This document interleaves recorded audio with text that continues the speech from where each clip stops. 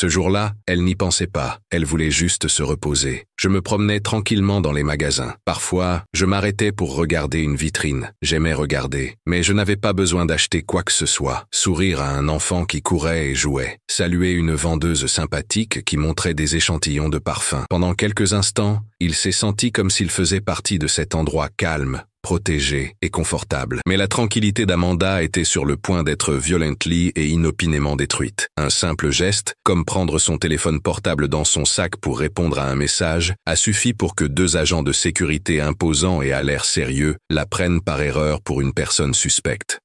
Amanda entendit des cris et des pas rapides en quelques secondes. Avant qu'elle ne comprenne ce qui se passait, quelqu'un la saisit fermement par les bras. Elle tenta de réagir. Elle demanda à voix haute pourquoi il faisait cela. Mais ses mots furent étouffés par la violence de la situation. L'un des agents de sécurité la jeta sur le sol froid du centre commercial. Il la maintint au sol comme si elle était un animal dangereux. Les gens autour se sont arrêtés. Certains ont filmé la scène. D'autres se sont éloignés rapidement. Ils semblaient avoir peur, comme si rester près d'Amanda représentait un danger qui n'existait pas. Elle sentait la honte brûler sa peau, plus que toute la douleur qu'elle pouvait ressentir dans son corps. Amanda, qui avait l'habitude de gérer des situations difficiles, de maintenir la paix et de protéger les gens, était maintenant traitée comme si elle était la pire des criminels. Il ne pouvait pas lui poser de questions. Elle n'avait aucun moyen de se défendre. Il ne lui accordait aucun respect. Le bruit des sirènes se répandit dans les couloirs. La police arriva rapidement, comme si elle répondait à une véritable urgence effrayante. Amanda tenta à nouveau de parler. Elle voulut s'expliquer et se lever. En réponse, elle fut arrêtée avec violence. Elle entendit des mots durs et des insultes déguisées. Elle reçut également un surnom qu'elle n'aurait jamais imaginé avoir. Femme qui trompe les gens pour leur prendre leur argent. À ce moment-là, sous les regards haineux des personnes qui l'entouraient, et avec les menottes serrées autour de ses poignets, Amanda a compris qu'elle allait être emmenée dans un endroit très mauvais. Un endroit où la couleur de la peau importait plus que n'importe quel diplôme, où tous les efforts et toute l'importance qu'elle avait acquis au fil des ans pouvaient être détruits par un préjugé qui n'avait aucun sens et qui faisait très mal. Amanda savait qu'il commettait une erreur. Elle savait que cette personne était très importante pour la sécurité de la ville. Malgré cela, Amanda se sentait petite et impuissante. Elle était triste face à l'injustice d'un système qui ne l'avait jamais aidée. À chaque pas lent qu'Amanda faisait dans les couloirs du centre commercial, elle sentait que sa vie s'effondrait, sans que personne ne s'en aperçoive. Les menottes froides à ses poignets étaient plus qu'un signe d'emprisonnement. Elles montraient l'injustice qu'il ressentait si fortement. Il regardait autour de lui et voyait les visages des gens dans la foule. Certains visages montraient de la curiosité. D'autres exprimaient du mépris.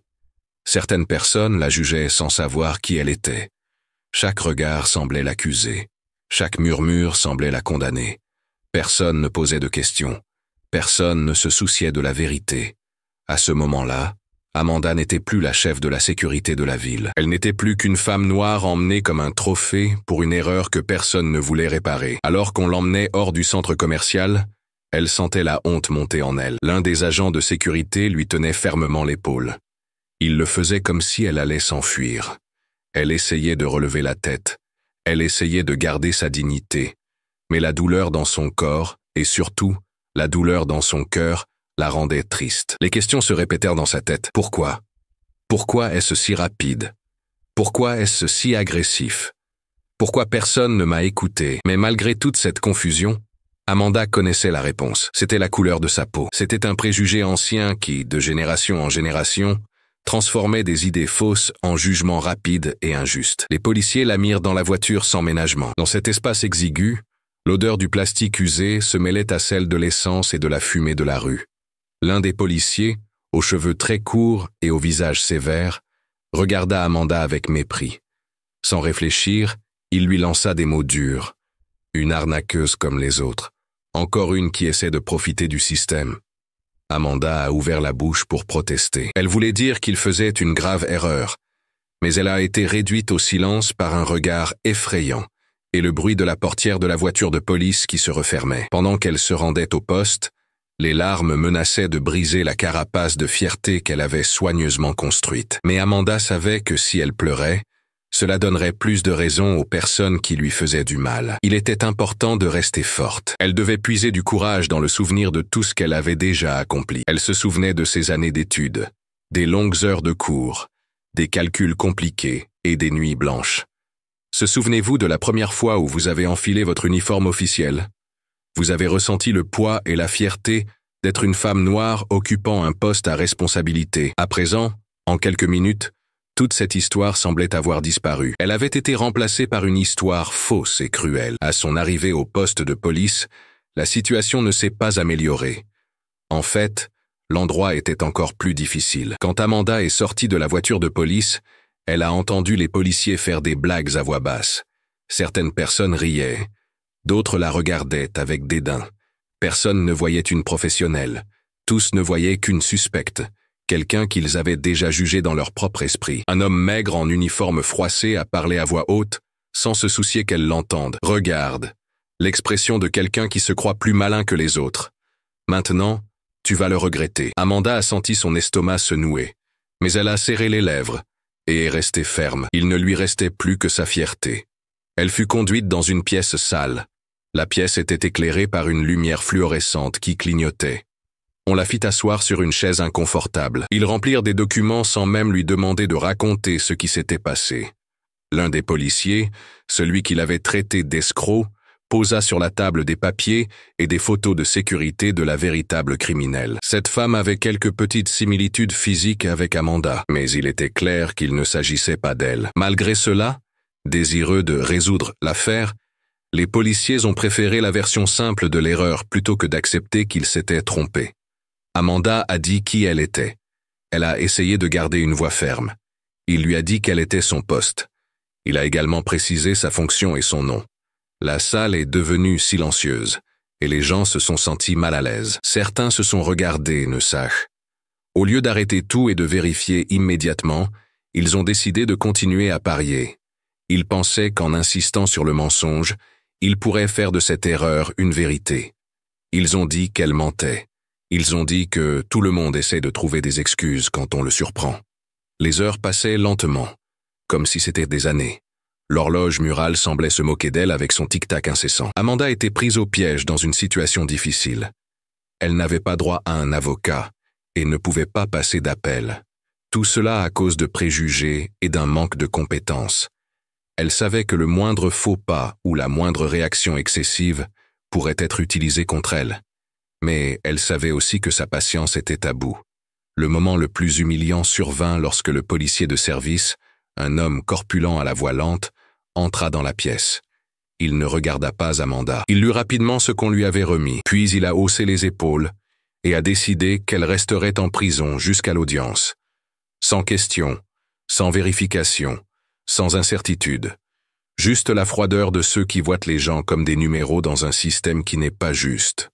À ce moment-là, Amanda a senti la colère monter en elle, comme de la lave en éruption. Elle était en colère non seulement contre ce qu'on lui faisait, mais aussi contre ce que cela représentait. Elle était l'image de tout ce qu'elle avait toujours combattu.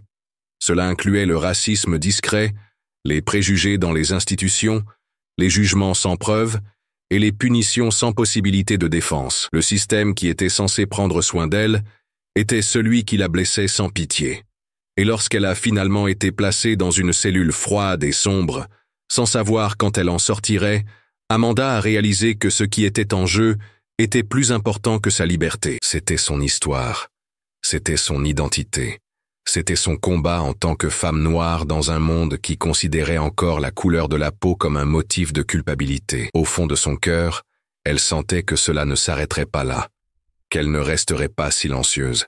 D'une manière ou d'une autre, justice serait faite. Le temps passait lentement dans la cellule. Les heures semblèrent des jours. L'esprit d'Amanda tournait à toute vitesse. Elle essayait de comprendre comment sa vie avait pu être détruite si rapidement et si intensément.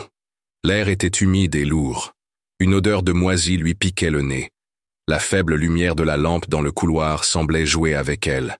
Elle vacillait à un rythme constant, lui rappelant que le temps passait très lentement ici. Les poignets encore douloureux à cause des menottes, elle ferma les yeux. Elle essayait de chasser ce sentiment intense d'injustice. Ce n'était pas seulement la prison qui la faisait souffrir. C'était aussi le manque de respect, le racisme caché et la tristesse de savoir que sa voix, qui était forte lors des réunions importantes, ressemblait désormais à un murmure que personne n'entendait.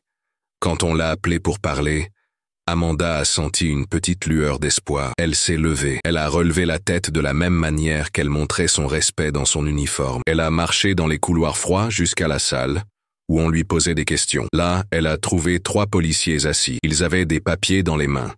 Ils la regardaient avec méfiance et une caméra la filmait. C'était le lieu d'un procès dont l'issue était déjà décidée avant même qu'il ne commence. Malgré tout, Amanda resta ferme. Elle prit une profonde inspiration. D'une voix claire et assurée, elle dit son nom, Amanda Costa. Elle est chef de la sécurité de la ville de New York. Amanda s'occupe de nombreuses opérations importantes et dangereuses. Elle a été récompensée 3 fois pour avoir aidé des gens. Ces mots ont eu un effet immédiat. La salle est restée silencieuse pendant un moment. On pouvait voir que les gens hésitaient. L'un des policiers, le plus jeune, clignait des yeux nerveusement. Le plus âgé a fait une grimace de mépris. Ils se sont regardés rapidement, comme s'ils décidaient à ce moment-là de ce qu'ils allaient faire de cette information. Dans n'importe quel endroit respectable et dans n'importe quel système équitable, Amanda aurait mis fin à la procédure en révélant son identité. Ils auraient vérifié son nom dans le système, confirmé sa fonction et présenté leurs excuses pour l'erreur commise. Dans cette salle remplie de fierté et de préjugés, la vérité était gênante. C'était un obstacle que les gens devaient surmonter, et non une voie à suivre. Les policiers ont amplifié le mensonge sans vérifier l'information. L'un des hommes s'est penché en avant, a croisé les bras sur la table et a parlé d'un ton si froid qu'Amanda en a eu peur. Tout le monde a une bonne histoire quand on le découvre. La tienne est pleine d'idées, mais tu ne t'en sortiras pas comme ça. L'accusation flottait dans l'air comme un poison invisible. Amanda sentit une forte colère monter en elle. Elle eut une envie presque irrépressible de crier, de frapper sur la table et de les faire entendre. Mais elle savait que toute manifestation d'émotion serait utilisée contre elle. Elle retint donc sa colère comme si elle avalait quelque chose de mauvais qui lui faisait mal. Malgré tout, elle resta calme. Elle demanda le droit de passer un coup de fil. Ils refusèrent. Elle demanda le droit d'avoir un avocat. Ils ne lui prêtèrent aucune attention. Elle demanda à vérifier son identité sur les documents officiels. Ils rirent. Chaque demande légitime et chaque effort pour faire valoir la raison et les règles était accueilli par des rires ou du mépris. Chaque fois que quelqu'un lui disait non, Amanda se sentait plus prisonnière et moins humaine. Elle n'était plus une personne ordinaire. Elle n'était plus une personnalité importante. Elle n'était plus qu'un corps, un numéro, un visage qu'il voulait rapidement associer à un crime. Ainsi, ils pourraient résoudre l'affaire et atteindre leurs objectifs.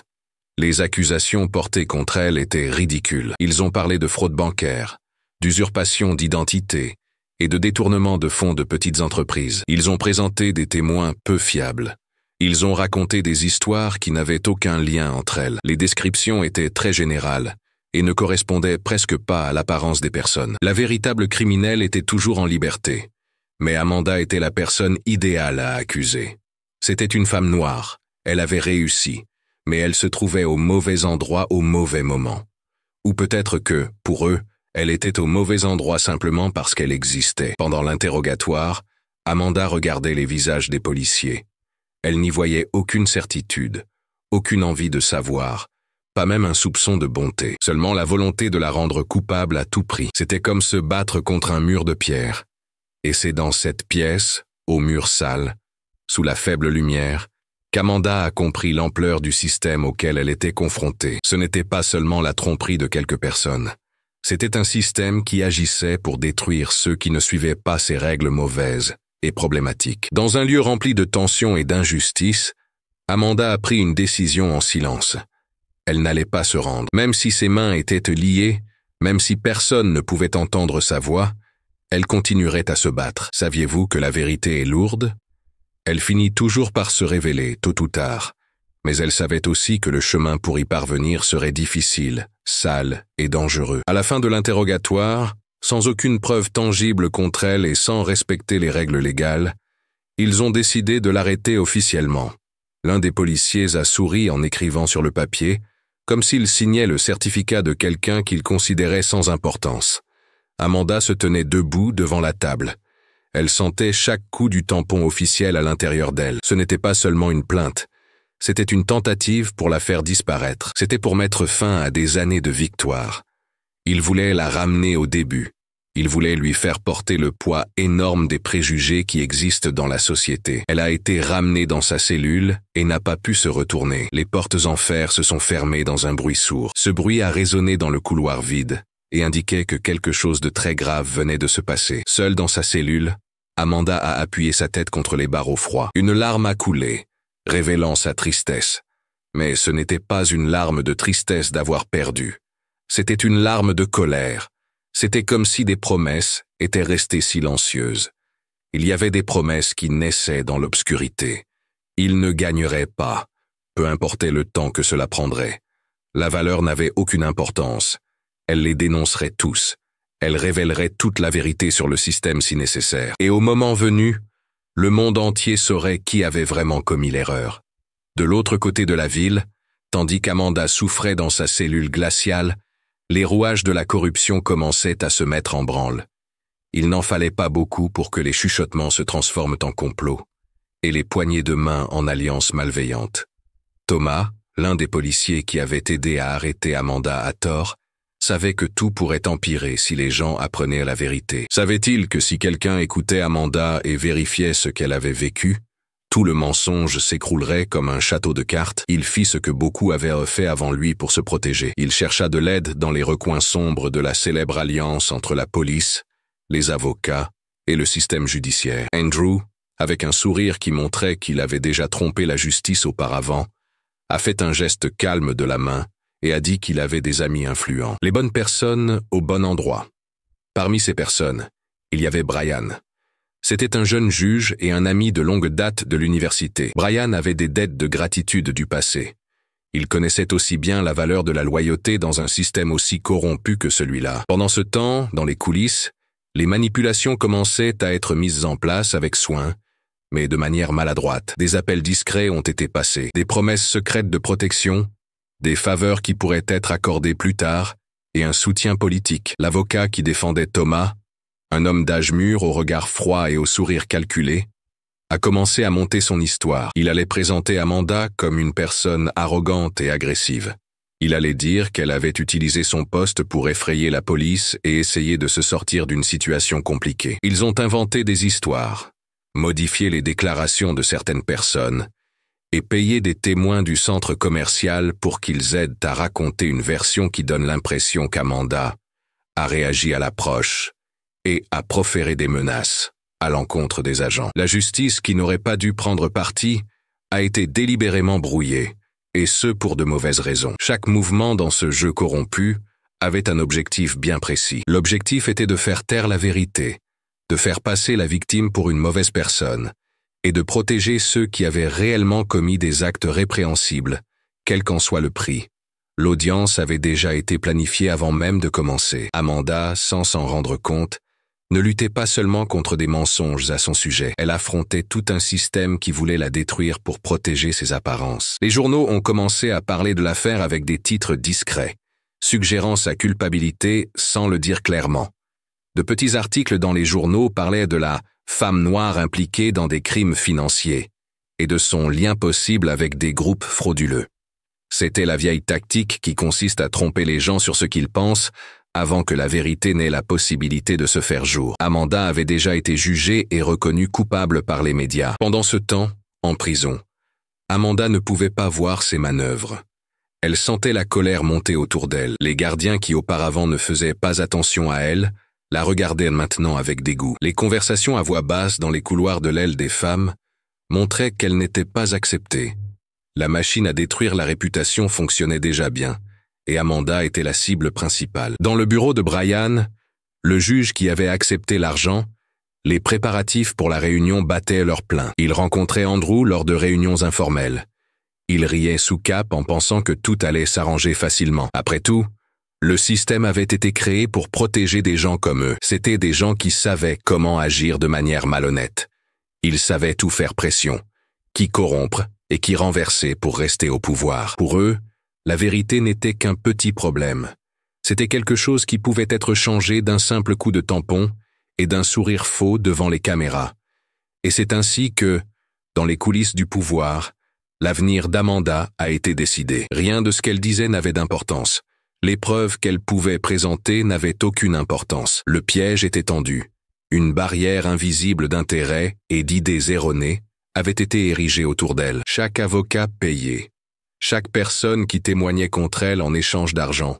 Chaque regard complice contribuait à réduire encore davantage ses chances d'obtenir justice. Amanda était seule. Elle ne pouvait pas imaginer la grande tempête qui se formait au-dessus d'elle. Il faisait confiance à ses avocats.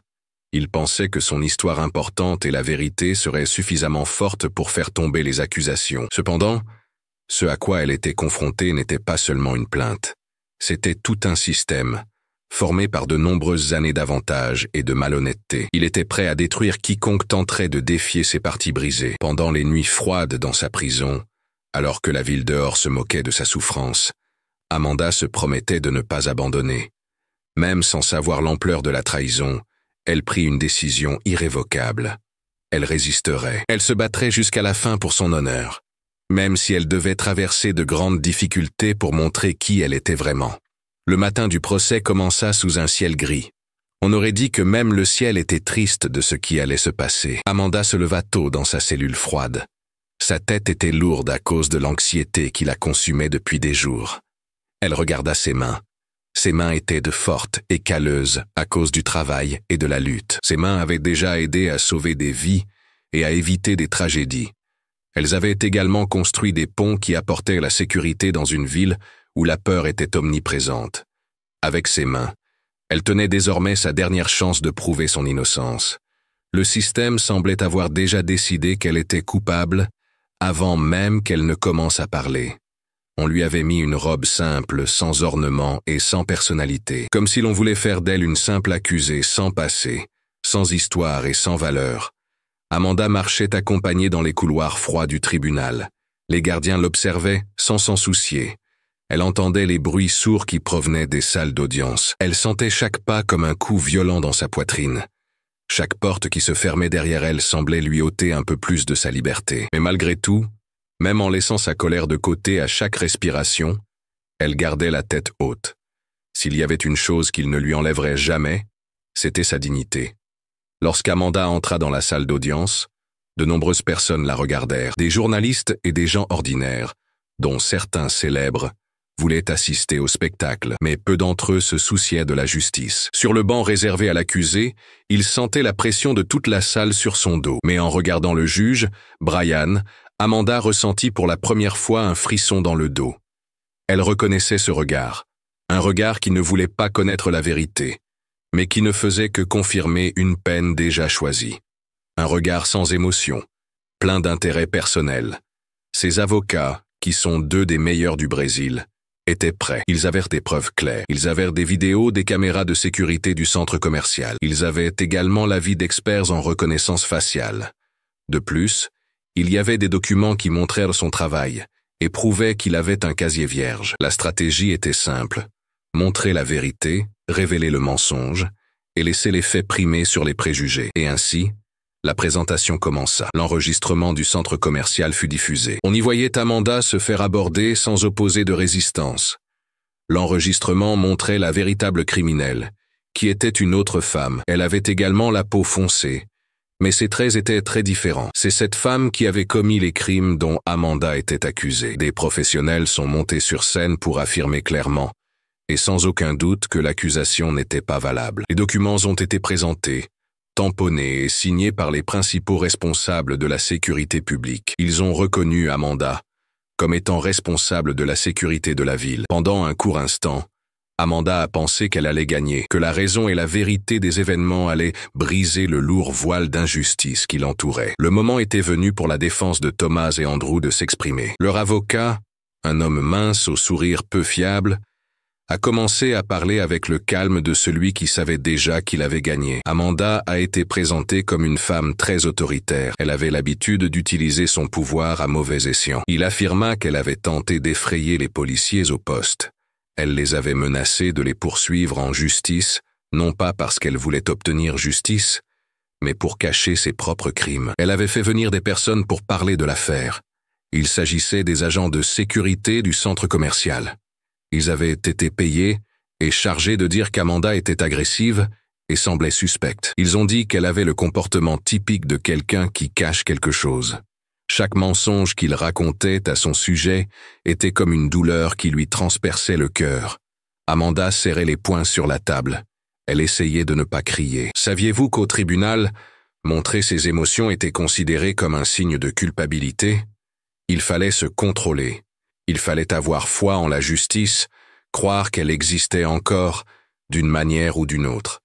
Mais Brian, qui était assis au-dessus de tout le monde, n'était pas un juge qui voulait découvrir la vérité. C'était un vieil ami qui occupait une position de pouvoir et bénéficiait d'avantages et d'accords douteux. Il regardait tout avec un ennui qu'il ne pouvait cacher. Il ne faisait que ce qu'il devait faire avant de prononcer une décision qui avait déjà été prise. Lorsque le moment de la décision est arrivé, un silence s'est abattu sur la salle. Amanda a senti son cœur battre fort dans sa poitrine. Elle a pris une profonde inspiration. Ses avocats tenaient fermement leur dossier, espérant que la vérité serait reconnue. Les preuves étaient claires et ne pouvaient être contestées. L'innocence était évidente comme la lumière du soleil. Mais Brian, d'une voix froide et directe sans émotion, a dit « coupable ». 5 ans de prison et la destitution immédiate de son poste de responsable de la sécurité de la ville. La nouvelle a eu un impact énorme dans la salle. Amanda n'arrivait pas à croire ce qu'elle entendait. La pièce tournait autour d'elle. Ses avocats ont protesté. Ils ont demandé une révision.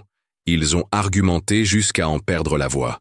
Mais cela ne servait à rien. La décision était déjà prise bien avant qu'Amanda n'arrive dans cette pièce. Dans un coin de la pièce, Thomas et Andrew se sont regardés avec des expressions de victoire contenues. Ils avaient gagné. Du moins, dans un premier temps. Amanda a été arrêtée à nouveau.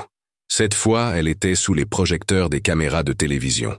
Elles enregistraient chaque instant de sa honte devant tout le monde. Alors qu'on la ramenait en cellule, sous les rires moqueurs et les paroles méchantes, quelque chose en elle est mort, mais quelque chose de nouveau a également commencé. Ce n'était pas de l'acceptation. Ce n'était pas de la peur. C'était un feu, une flamme sombre créée par la trahison, la honte et la triste certitude que si elle voulait justice, elle devrait se battre seule. Elle ne pouvait plus croire aux institutions qui prétendaient la protéger. Elle ne pouvait plus attendre l'aide d'un système conçu pour la détruire. La femme qui sortit du tribunal n'était plus la même que celle qui y était entrée. L'Amanda que les gens connaissaient, celle qui savait parler, qui était calme, qui croyait au changement et au dialogue, avait été laissée là, sous les mots froids du juge Brian. Il ne restait plus qu'une nouvelle Amanda, une personne qui, du fond du gouffre, apprendrait à se relever comme une tempête. Ils allaient bientôt découvrir cette tempête. Les autres détenus l'observaient avec un mélange de respect et de méfiance. Certaines savaient qui elle était, ou du moins ce que la télévision disait à son sujet. En prison, les rumeurs étaient comme des vents trompeurs.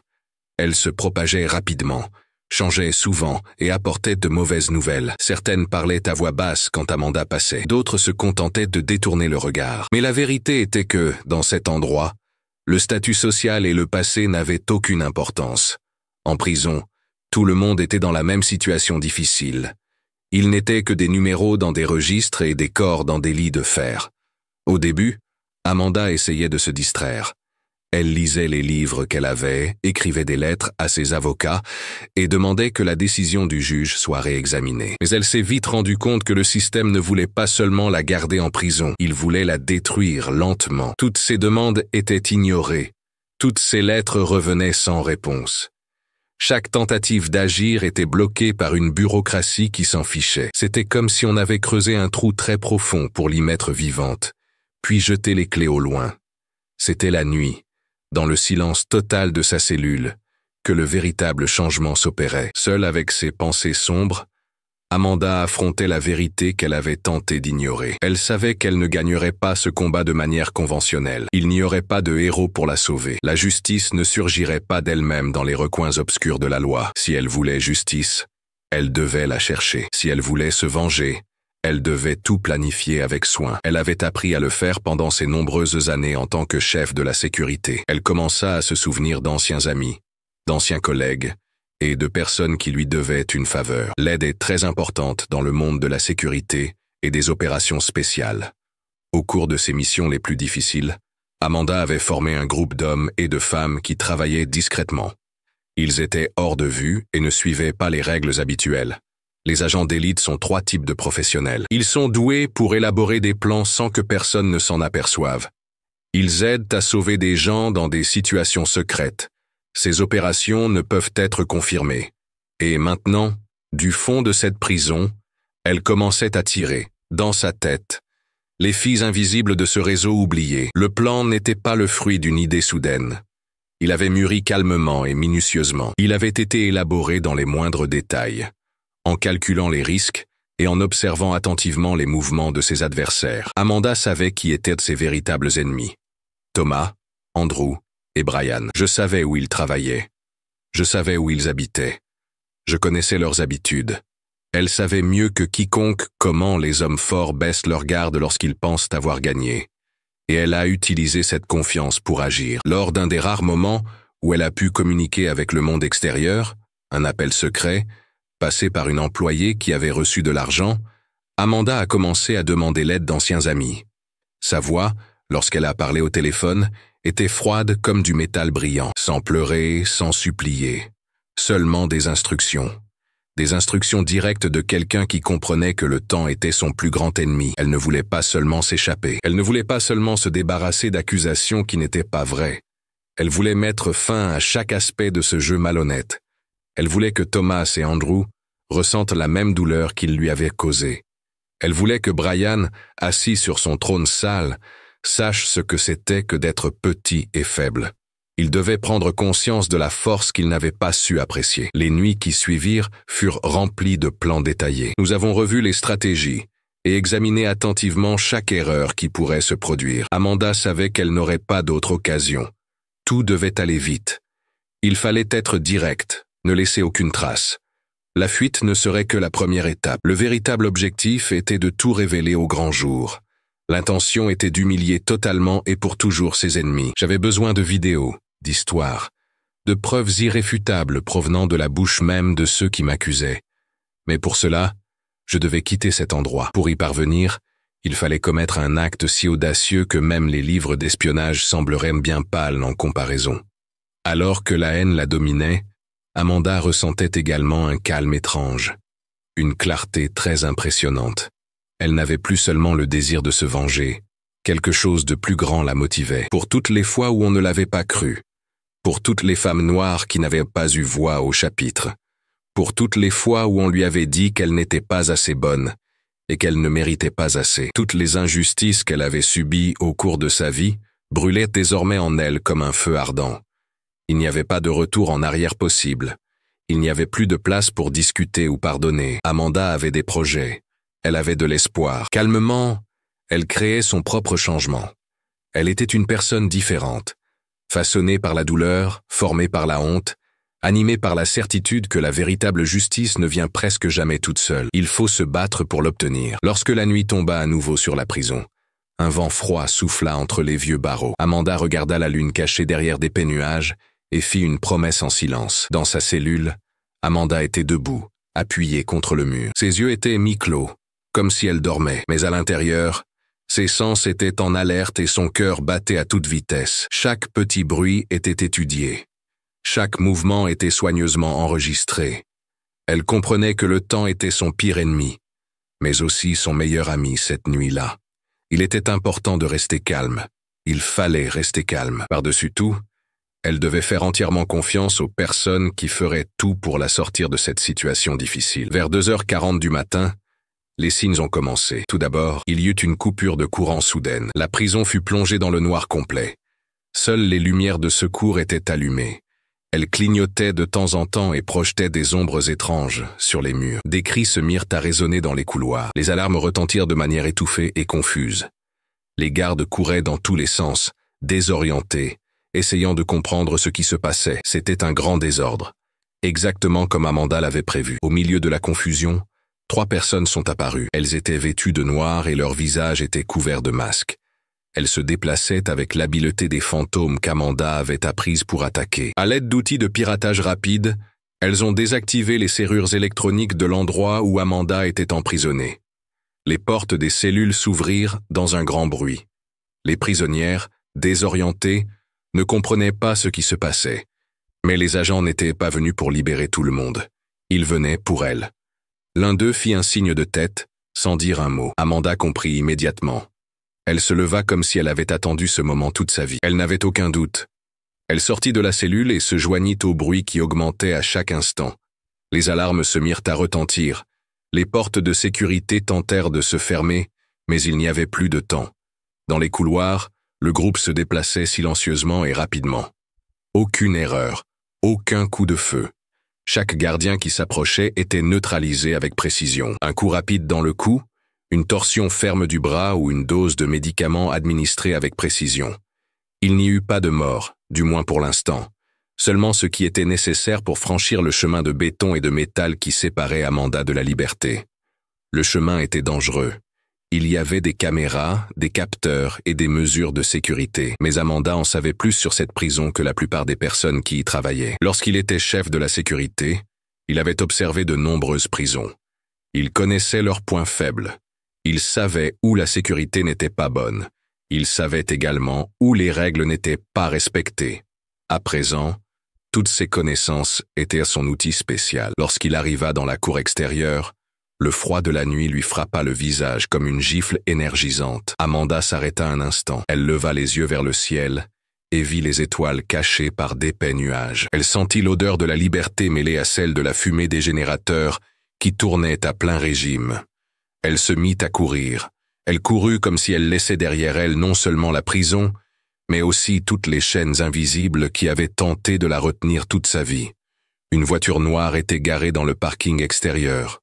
Le moteur était en marche et les phares éteints. Les agents emmenèrent rapidement la personne jusqu'à la voiture. En quelques secondes, tout le monde était à bord. La voiture démarra en trombe et disparut sur la route déserte comme une ombre. Derrière eux, la prison était en état d'alerte maximale. Des hélicoptères survolaient la région. Les sirènes résonnaient dans l'aube comme des coups de tonnerre. La ville se réveillait effrayée, mais il était déjà trop tard. Amanda était déjà loin, protégée par les ombres qu'elle avait appelées. À l'intérieur de la voiture, le silence était très respectueux. Le bruit fort du moteur occupait tout l'espace. L'un des agents se tourna vers elle et lui dit à voix basse dans la radio « Mission accomplie, madame. Nous sommes prêts pour la prochaine étape. » Amanda acquiesça et regarda attentivement l'horizon. Ses lèvres ne souriaient pas.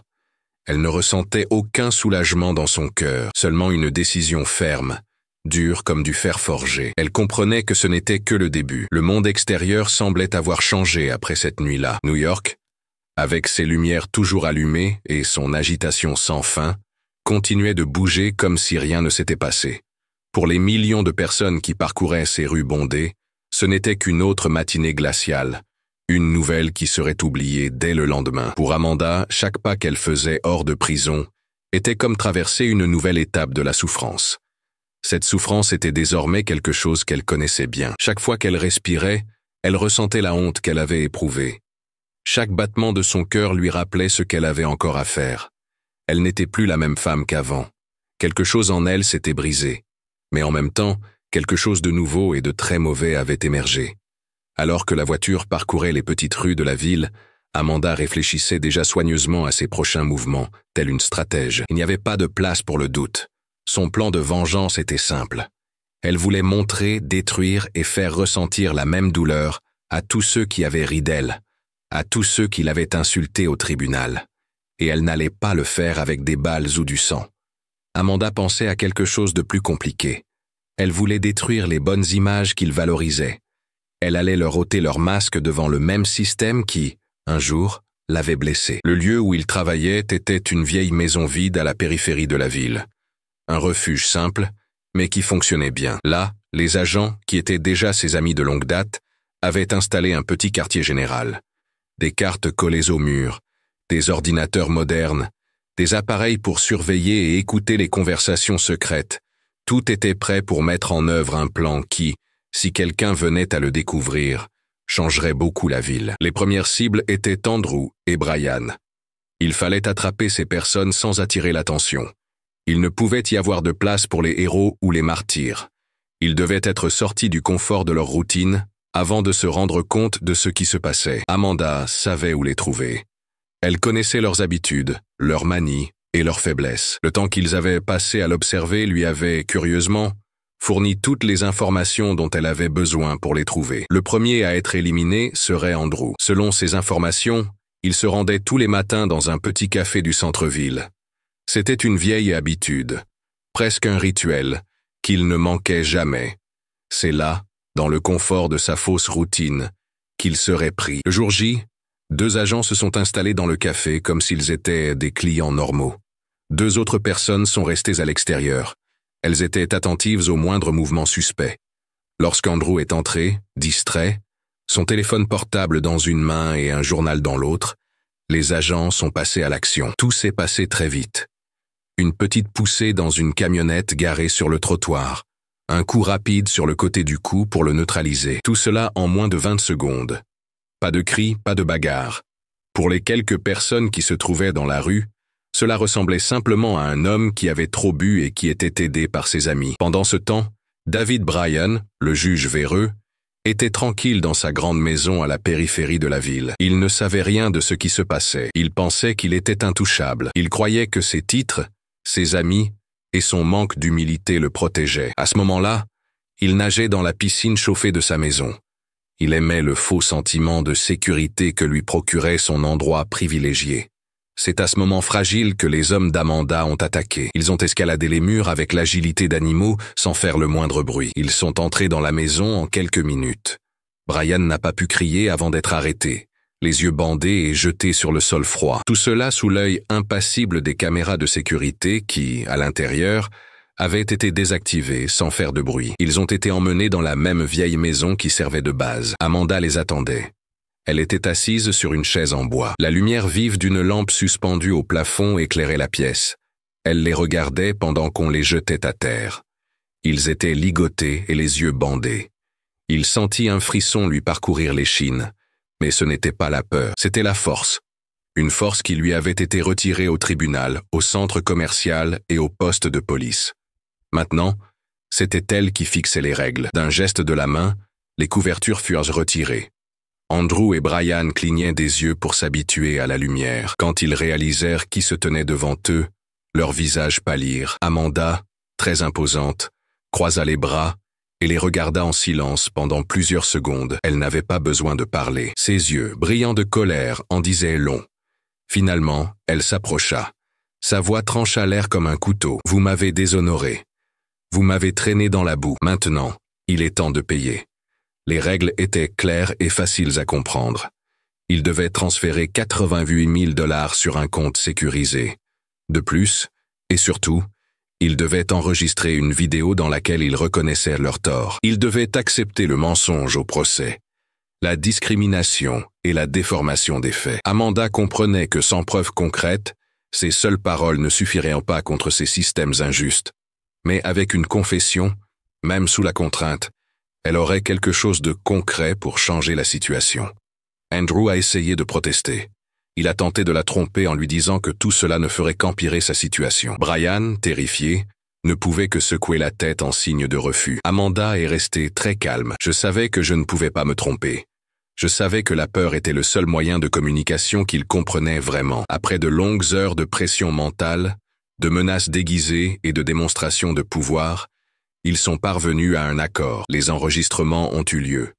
Les transferts ont commencé sous étroite surveillance. Une fois terminés, Amanda s'est éloignée. Il les a retenus dans la maison pendant un certain temps pour s'assurer qu'ils ne la suivraient pas tout de suite. En sortant de la maison, il respira l'air frais du matin.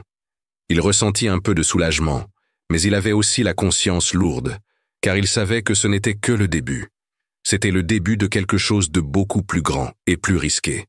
Au fond, Amanda comprenait qu'ils ne tiendraient pas leurs promesses. Elle savait que, comme des serpents effrayés, ils essaieraient de se défendre. Mais elle savait aussi qu'à partir de ce moment, ils étaient sous son contrôle. Dans les jours qui suivirent l'enlèvement et les aveux obtenus sous la contrainte, Amanda regardait l'horloge avec beaucoup d'attention.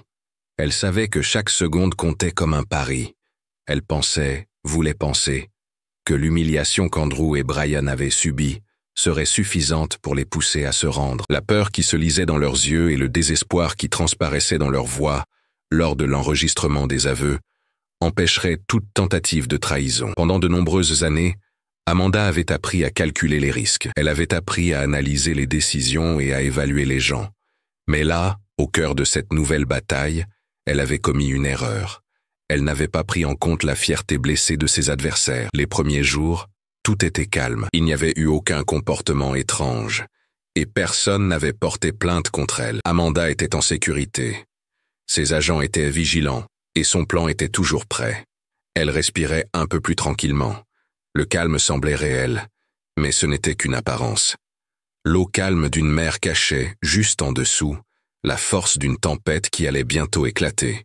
Et elle allait exploser, comme elle allait bientôt le comprendre, d'une manière très cruelle. Dans le silence de l'aube du 5e jour, Amanda reçut une nouvelle. Un mandat d'arrêt avait été lancé contre elle. Un rapport avait été remis aux autorités gouvernementales. Il contenait de nombreux détails sur l'enlèvement d'Andrew et de Brian. Le rapport présentait des preuves claires, telles que des marques, des photos et des extraits d'enregistrements qui avaient été modifiés pour faire passer Amanda pour la coupable. Quels aveux avait-elle réussi à obtenir? Considérés comme des enregistrements réalisés sous une forte pression, ils n'avaient aucune valeur juridique. L'histoire d'Andrew et Brian était claire, directe et effrayante.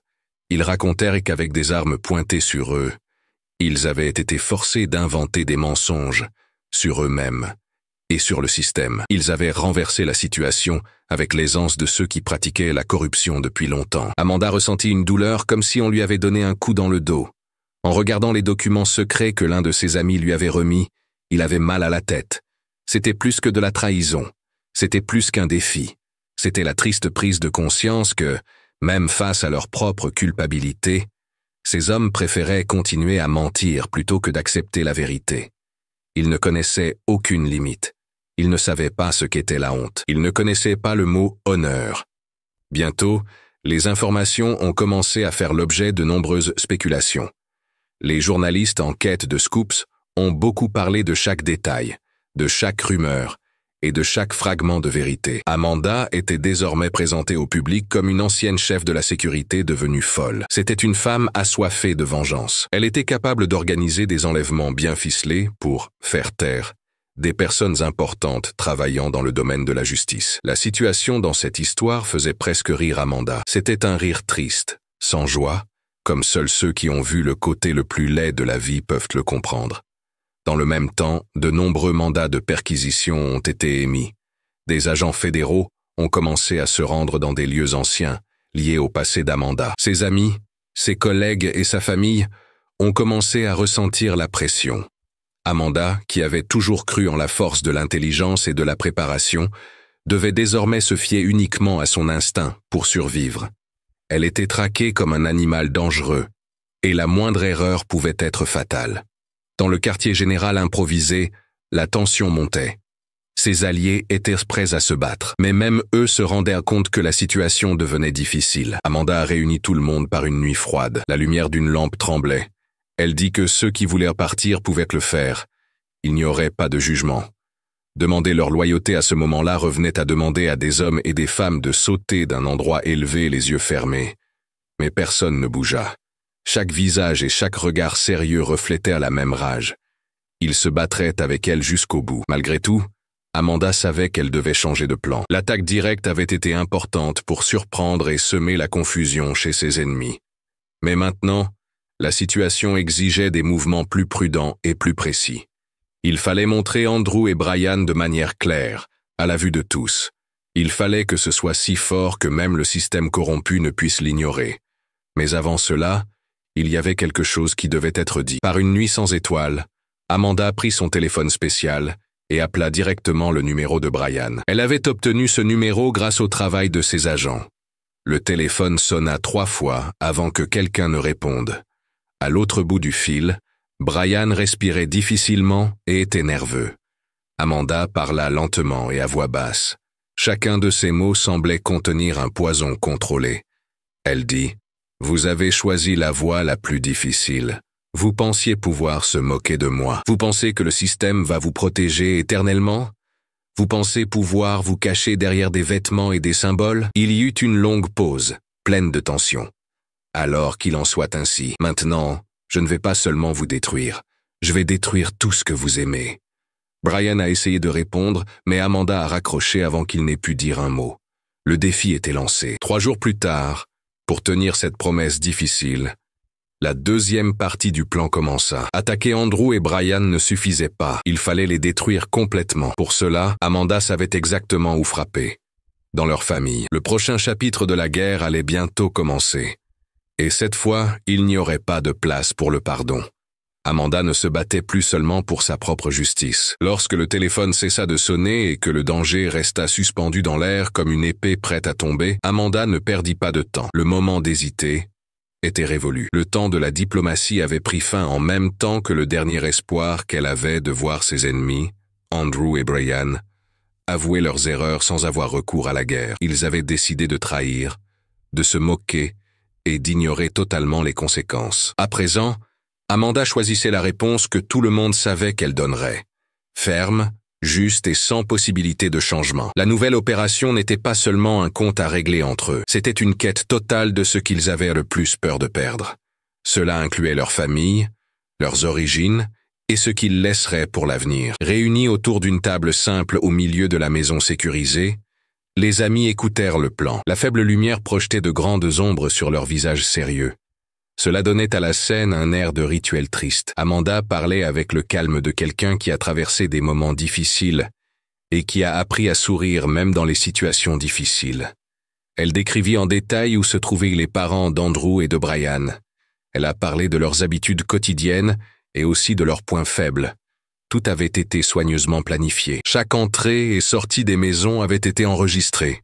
Chaque faille dans la sécurité avait été analysée. Cette fois-ci, rien ne serait improvisé. Ce serait une opération chirurgicale, planifiée avec beaucoup de soin. Amanda savait qu'en se rapprochant de leur famille, elle franchissait une limite que peu de gens osaient franchir. Mais la guerre n'était plus entre elle et les personnes qui lui avaient fait du mal. Elle opposait la réalité et le système qui vivait de mensonges. Pour gagner, elle devait être plus forte que quiconque ne l'avait jamais imaginé.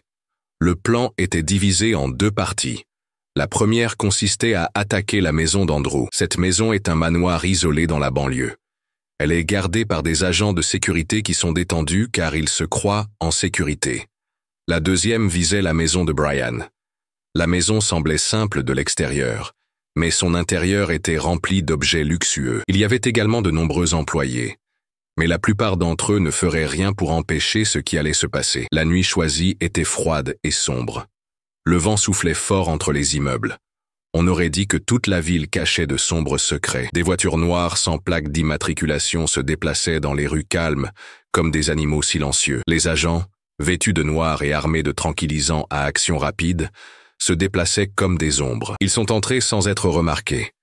Ils ont désactivé les alarmes et coupé les communications. Tout était si bien planifié que même le temps semblait respecter le bon déroulement de l'opération. Dans la maison d'Andrew, la famille dormait dans de grandes chambres tranquilles. En quelques minutes, tout le monde s'est réuni au milieu du salon. Ils étaient confus, la bouche fermée, mais ils n'étaient pas blessés. Amanda ne voulait pas voir de sang. Je ne voulais pas voir des gens mourir. Je voulais qu'ils comprennent la peur qu'elle avait ressentie lorsqu'elle avait été injustement accusée. Elle avait été accusée sans raison et enterrée vivante sans que personne n'ait de compassion pour elle. Maintenant, c'était à leur tour de ressentir l'impuissance. Au même moment, chez Brian, la même situation se produisait. Ses fils aînés, sa belle épouse, ses beaux-parents âgés, tous apparaissaient avec la même clarté. La peur dans leurs yeux était totale. C'était exactement cette faiblesse qu'Amanda voulait que Brian montre. Elle voulait que chaque battement de son cœur soit rempli de doutes. Elle se sentait désespérée et pensait qu'elle ne pouvait pas protéger ceux qu'elle aimait. Après avoir mis les 2 familles en sécurité, loin de tout, Amanda envoya un message simple à Andrew et Brian. Elle leur envoya une photo de chacune des personnes qu'ils aimaient. Tous allaient bien et étaient en vie. Mais il était clair qu'ils étaient sous son contrôle. Le message ne contenait qu'une seule phrase. La vérité a un prix, et vous savez déjà lequel. Le silence qui suivit fut très lourd. Amanda comprenait qu'à ce moment-là, tous 2 souffraient énormément intérieurement. La culpabilité, l'impuissance et la peur étaient des sentiments qu'ils n'avaient jamais vraiment éprouvés, mais qui envahissaient désormais leurs âmes avec une force incroyable. Ils allaient essayer d'être fiers. Ils allaient essayer de paraître fermes. Mais tout homme a ses limites. Toute structure même la plus solide, s'effondre si elle est frappée avec force et précision. Et c'est ce qui s'est passé. En moins de 2 jours, sans choix et très effrayés, Andrew et Brian ont communiqué. D'abord, ils ont envoyé de courts messages. Ils ont essayé de trouver un accord. Puis, ils ont passé des appels téléphoniques urgents, faisant des propositions, demandant pardon. Amanda les écouta tous en silence et sans montrer d'émotion. La victoire qu'il avait remportée n'était pas celle qu'il avait imaginée au début de sa carrière. Ce n'était pas la victoire claire et juste à laquelle il pensait en cours, quand il croyait que la vérité l'emporterait toujours d'elle-même. C'était une victoire mauvaise et pleine d'amertume. Elle avait été obtenue dans l'injustice qu'ils avaient eux-mêmes commise. Amanda a fixé les règles. Une confession publique qui doit être faite de manière formelle, enregistrée et envoyée directement aux autorités compétentes et aux médias. Une reconnaissance claire de l'influence des décisions judiciaires, de la persécution en raison de la couleur de la peau et de la tentative délibérée de ruiner sa vie. Parle clairement, sans détour. N'utilise pas d'excuses. Andrew et Brian, sans argent, n'avaient pas le choix. Leur visage, qui auparavant affichait fierté et mépris, était désormais pâle, abattu, et semblait avoir vieilli en quelques jours. Amanda les observait à travers les écrans des appareils qu'elle avait récupérés. Son regard était fixe et froid comme la pierre. Elle ne ressentait aucune joie. Elle ne se sentait pas enthousiaste. Elle savait simplement que c'était juste. Une justice qui vient du fond du mensonge, faite avec la saleté de la vie réelle. Lorsqu'Amanda a reçu les enregistrements complets, elle a trouvé la preuve dont elle avait besoin pour changer son avenir. Cependant, elle s'est rendue compte que la guerre était loin d'être terminée. Mais à ce moment-là, pour la première fois depuis longtemps, elle a senti qu'elle reprenait le contrôle de sa propre vie. Ils ont commis la grave erreur de penser qu'une femme noire pouvait être maltraitée sans que rien ne se passe. Les gens ont oublié qu'il existe des forces qui, lorsqu'elles se réveillent, ne peuvent être arrêtées. Avec les enregistrements en sa possession, Amanda savait que la prochaine étape était très importante et devait être franchie avec beaucoup de prudence. Elle savait que beaucoup de gens commettaient l'erreur de célébrer avant l'heure, et elle ne commettrait pas cette erreur. C'était impossible. Le système étant très compromis, la moindre erreur pouvait transformer ses preuves en rumeurs et ses victoires en une histoire de plus qui serait oubliée. Cette guerre ne serait pas gagnée uniquement grâce aux paroles de 2 hommes tristes. La victoire viendrait en montrant clairement et ouvertement la vérité qu'ils avaient tenté de cacher. Pour Amanda, la justice n'avait jamais été un chemin facile et sans embûches. C'était comme un chemin semé d'embûches. Chaque étape qu'elle franchissait était le fruit d'efforts, de souffrances et de sacrifices considérables. Elle passa les heures suivantes enfermée dans le poste de commandement qui avait été rapidement mis en place. Entourée de ses amis, elle regarda chaque instant des enregistrements. Les aveux d'Andrew et de Brian étaient clairs et directs. Ils ne laissaient aucune place au doute ou à une interprétation différente. Ils croyaient, d'une voix tremblante et avec des visages sérieux, qu'il y avait eu mensonge lors du procès. Ils ont parlé de l'utilisation de faux témoins. Ils ont également mentionné le changement des règles du tribunal. Et le pire de tout était la discrimination raciale, qui avait contribué à nuire à Amanda. Ces mots, choisis avec beaucoup de soin, pouvaient tout changer, mais seulement s'ils étaient utilisés à bon escient. Amanda comprenait qu'elle ne pouvait pas compter uniquement sur la justice pour changer sa situation. Le même système qui l'avait puni sans réfléchir n'allait pas s'améliorer de lui-même. Il fallait d'abord faire tomber la forteresse de l'opinion publique. Cela s'était produit parce que les médias, qui exagèrent les faits, avaient déjà jugé et condamné. Il fallait changer l'histoire, faire en sorte qu'aucune autorité ne puisse continuer à ignorer ce qui s'était réellement passé. La stratégie était définie. Laisser les informations fuiter de manière contrôlée. J'utiliserai des journaux et des magazines indépendants. Je parlerai également à des journalistes sincères. Ils sont peu nombreux, mais ils existent encore. L'objectif serait de montrer les preuves aux gens. Ainsi, ils pourraient comprendre avant que quelqu'un n'essaie de censurer ou de manipuler les informations. Le dossier serait envoyé en même temps à plusieurs personnes et groupes. Cela inclut des journalistes, des groupes sociaux, des avocats, qui luttent pour les droits des personnes et des organisations actives au niveau international. Il n'y aurait pas le temps de cacher le scandale. Une fois que tout serait révélé, un nouveau procès serait inévitable.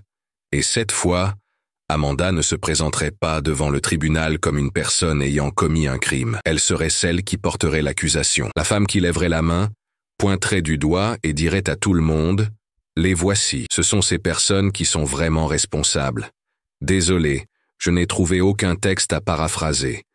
Veuillez me fournir le texte et je serai prêt à vous aider. » L'audience a été fixée au milieu de la confusion causée par ces découvertes. En quelques jours, la ville de New York, déjà habituée à faire face à des injustices quotidiennes, s'est retrouvée confrontée à une affaire qui prenait rapidement de l'ampleur. Les gens ont commencé à manifester dans les rues. Des personnalités connues pour leur militantisme sont apparues pour réclamer un changement rapide. Des affiches à l'effigie d'Amanda ont été placardées dans les quartiers. Elle apparaît désormais comme la victime et non plus comme la criminelle. Ces affiches sont également présentes sur les réseaux sociaux et à la une des journaux qui la critiquaient auparavant. Le jour de la nouvelle audience, Amanda a traversé les couloirs du tribunal. Elle ne ressemblait plus à une ombre, mais à une tempête sur le point d'éclater. Elle était habillée simplement, mais sa présence occupait tout l'espace. Chaque pas qu'elle faisait semblait défier les colonnes pourries de cette justice corrompue. Andrew et Brian étaient à présent. Pâles et abattus, ils parlaient à voix basse comme des rats pris au piège.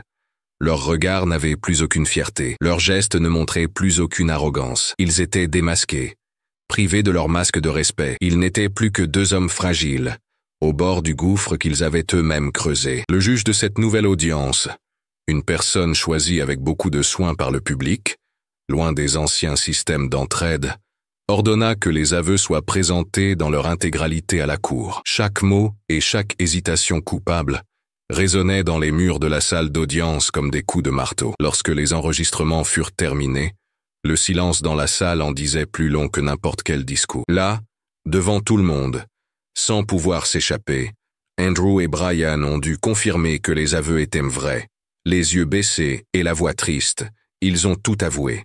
Ils ont avoué avoir changé le système. Ils ont fabriqué de fausses preuves et ont agi avec racisme, arrogance et certitude qu'ils ne seraient pas punis. Amanda ne souriait pas. Elle n'a pas célébré. Elle laissait rester là à regarder. Chaque mot aidait à reconstruire son histoire. Chaque larme et chaque tremblement de peur qu'elle voyait sur les visages des hommes qui avaient tenté de la détruire montrait silencieusement sa force. Lorsque le juge a prononcé la sentence, tout le monde dans la salle est resté silencieux. Andrew et Brian ont été condamnés à 7 ans de prison chacun. Ils ont été punis pour fraude à la justice, abus de pouvoir et discrimination raciale. 7 ans qui ne pourraient réparer ce qu'ils avaient détruit. Mais d'une certaine manière, cela montrait que cette fois, la justice avait accepté la vérité. Amanda a écouté la décision la tête haute. Elle ne ressentait pas seulement sa propre victoire, elle ressentait également le poids de nombreuses personnes qui l'avaient précédée.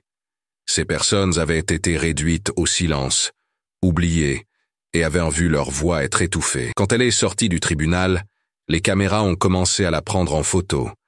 Mais elle a continué à marcher. Elle n'a rien dit. Elle n'a pas souri.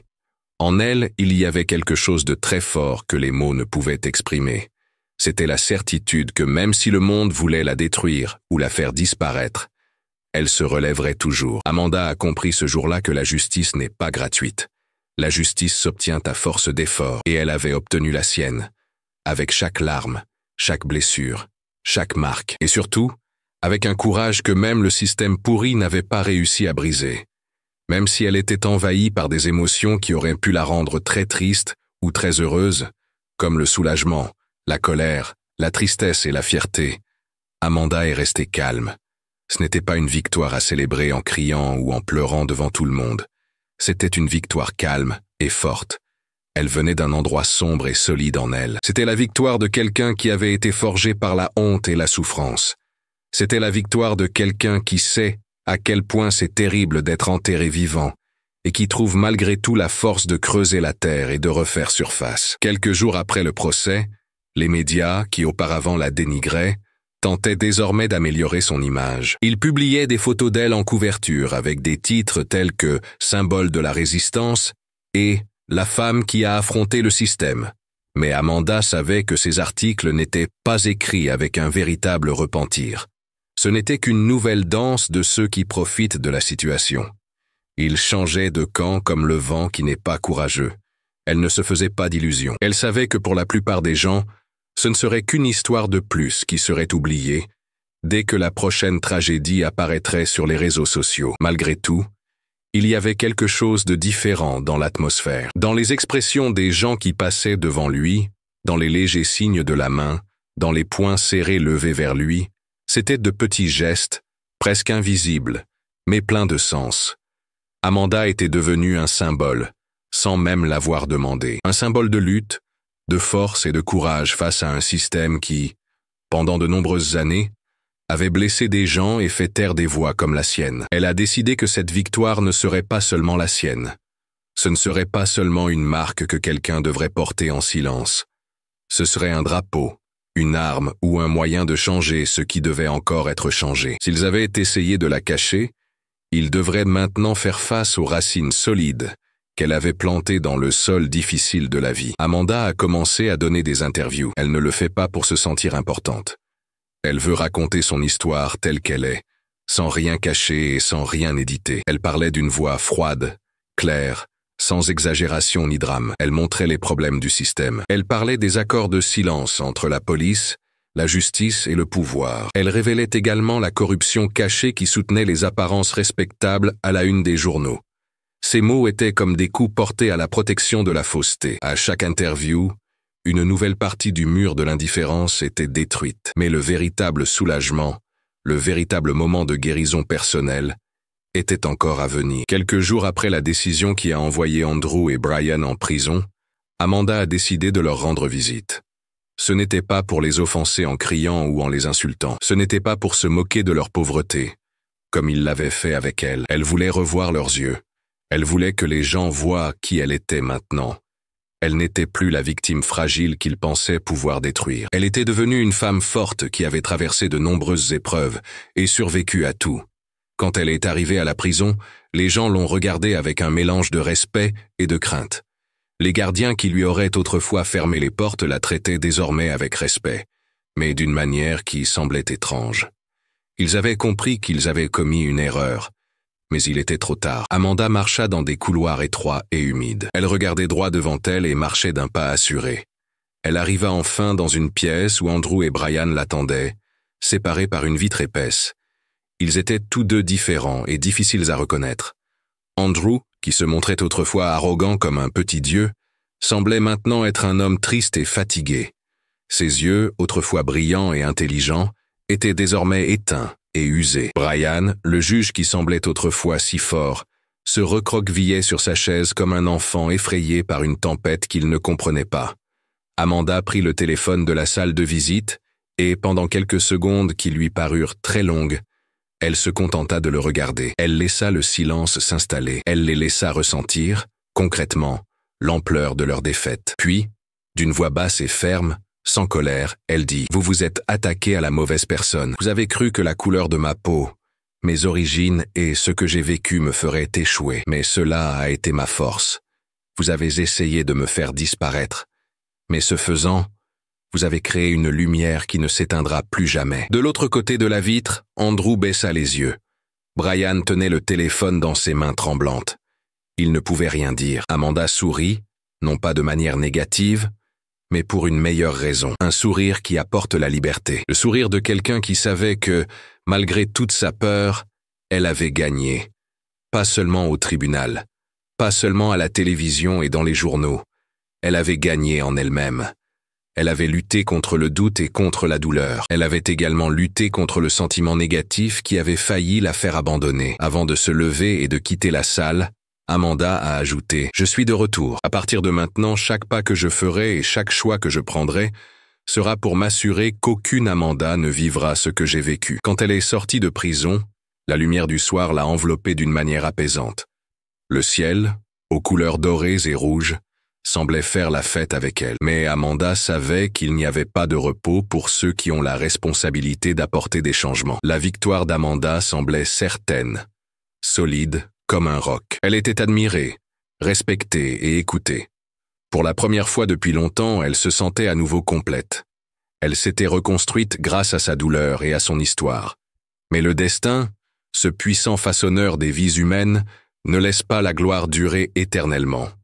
Il ne laisse pas les blessures, même guéries, cesser de saigner au moment où on s'y attend le moins. Pour Amanda, Le coup du destin est venu de manière silencieuse et perfide. C'était comme un couteau froid touchant sa nuque, au moment où elle commençait à penser qu'elle pourrait enfin avoir un peu de répit. C'était un matin glacial, lorsque quelqu'un frappa à sa porte. Un coup ferme, sans interruption. Amanda arrivait du bureau où elle discutait d'idées pour améliorer la sécurité de la ville.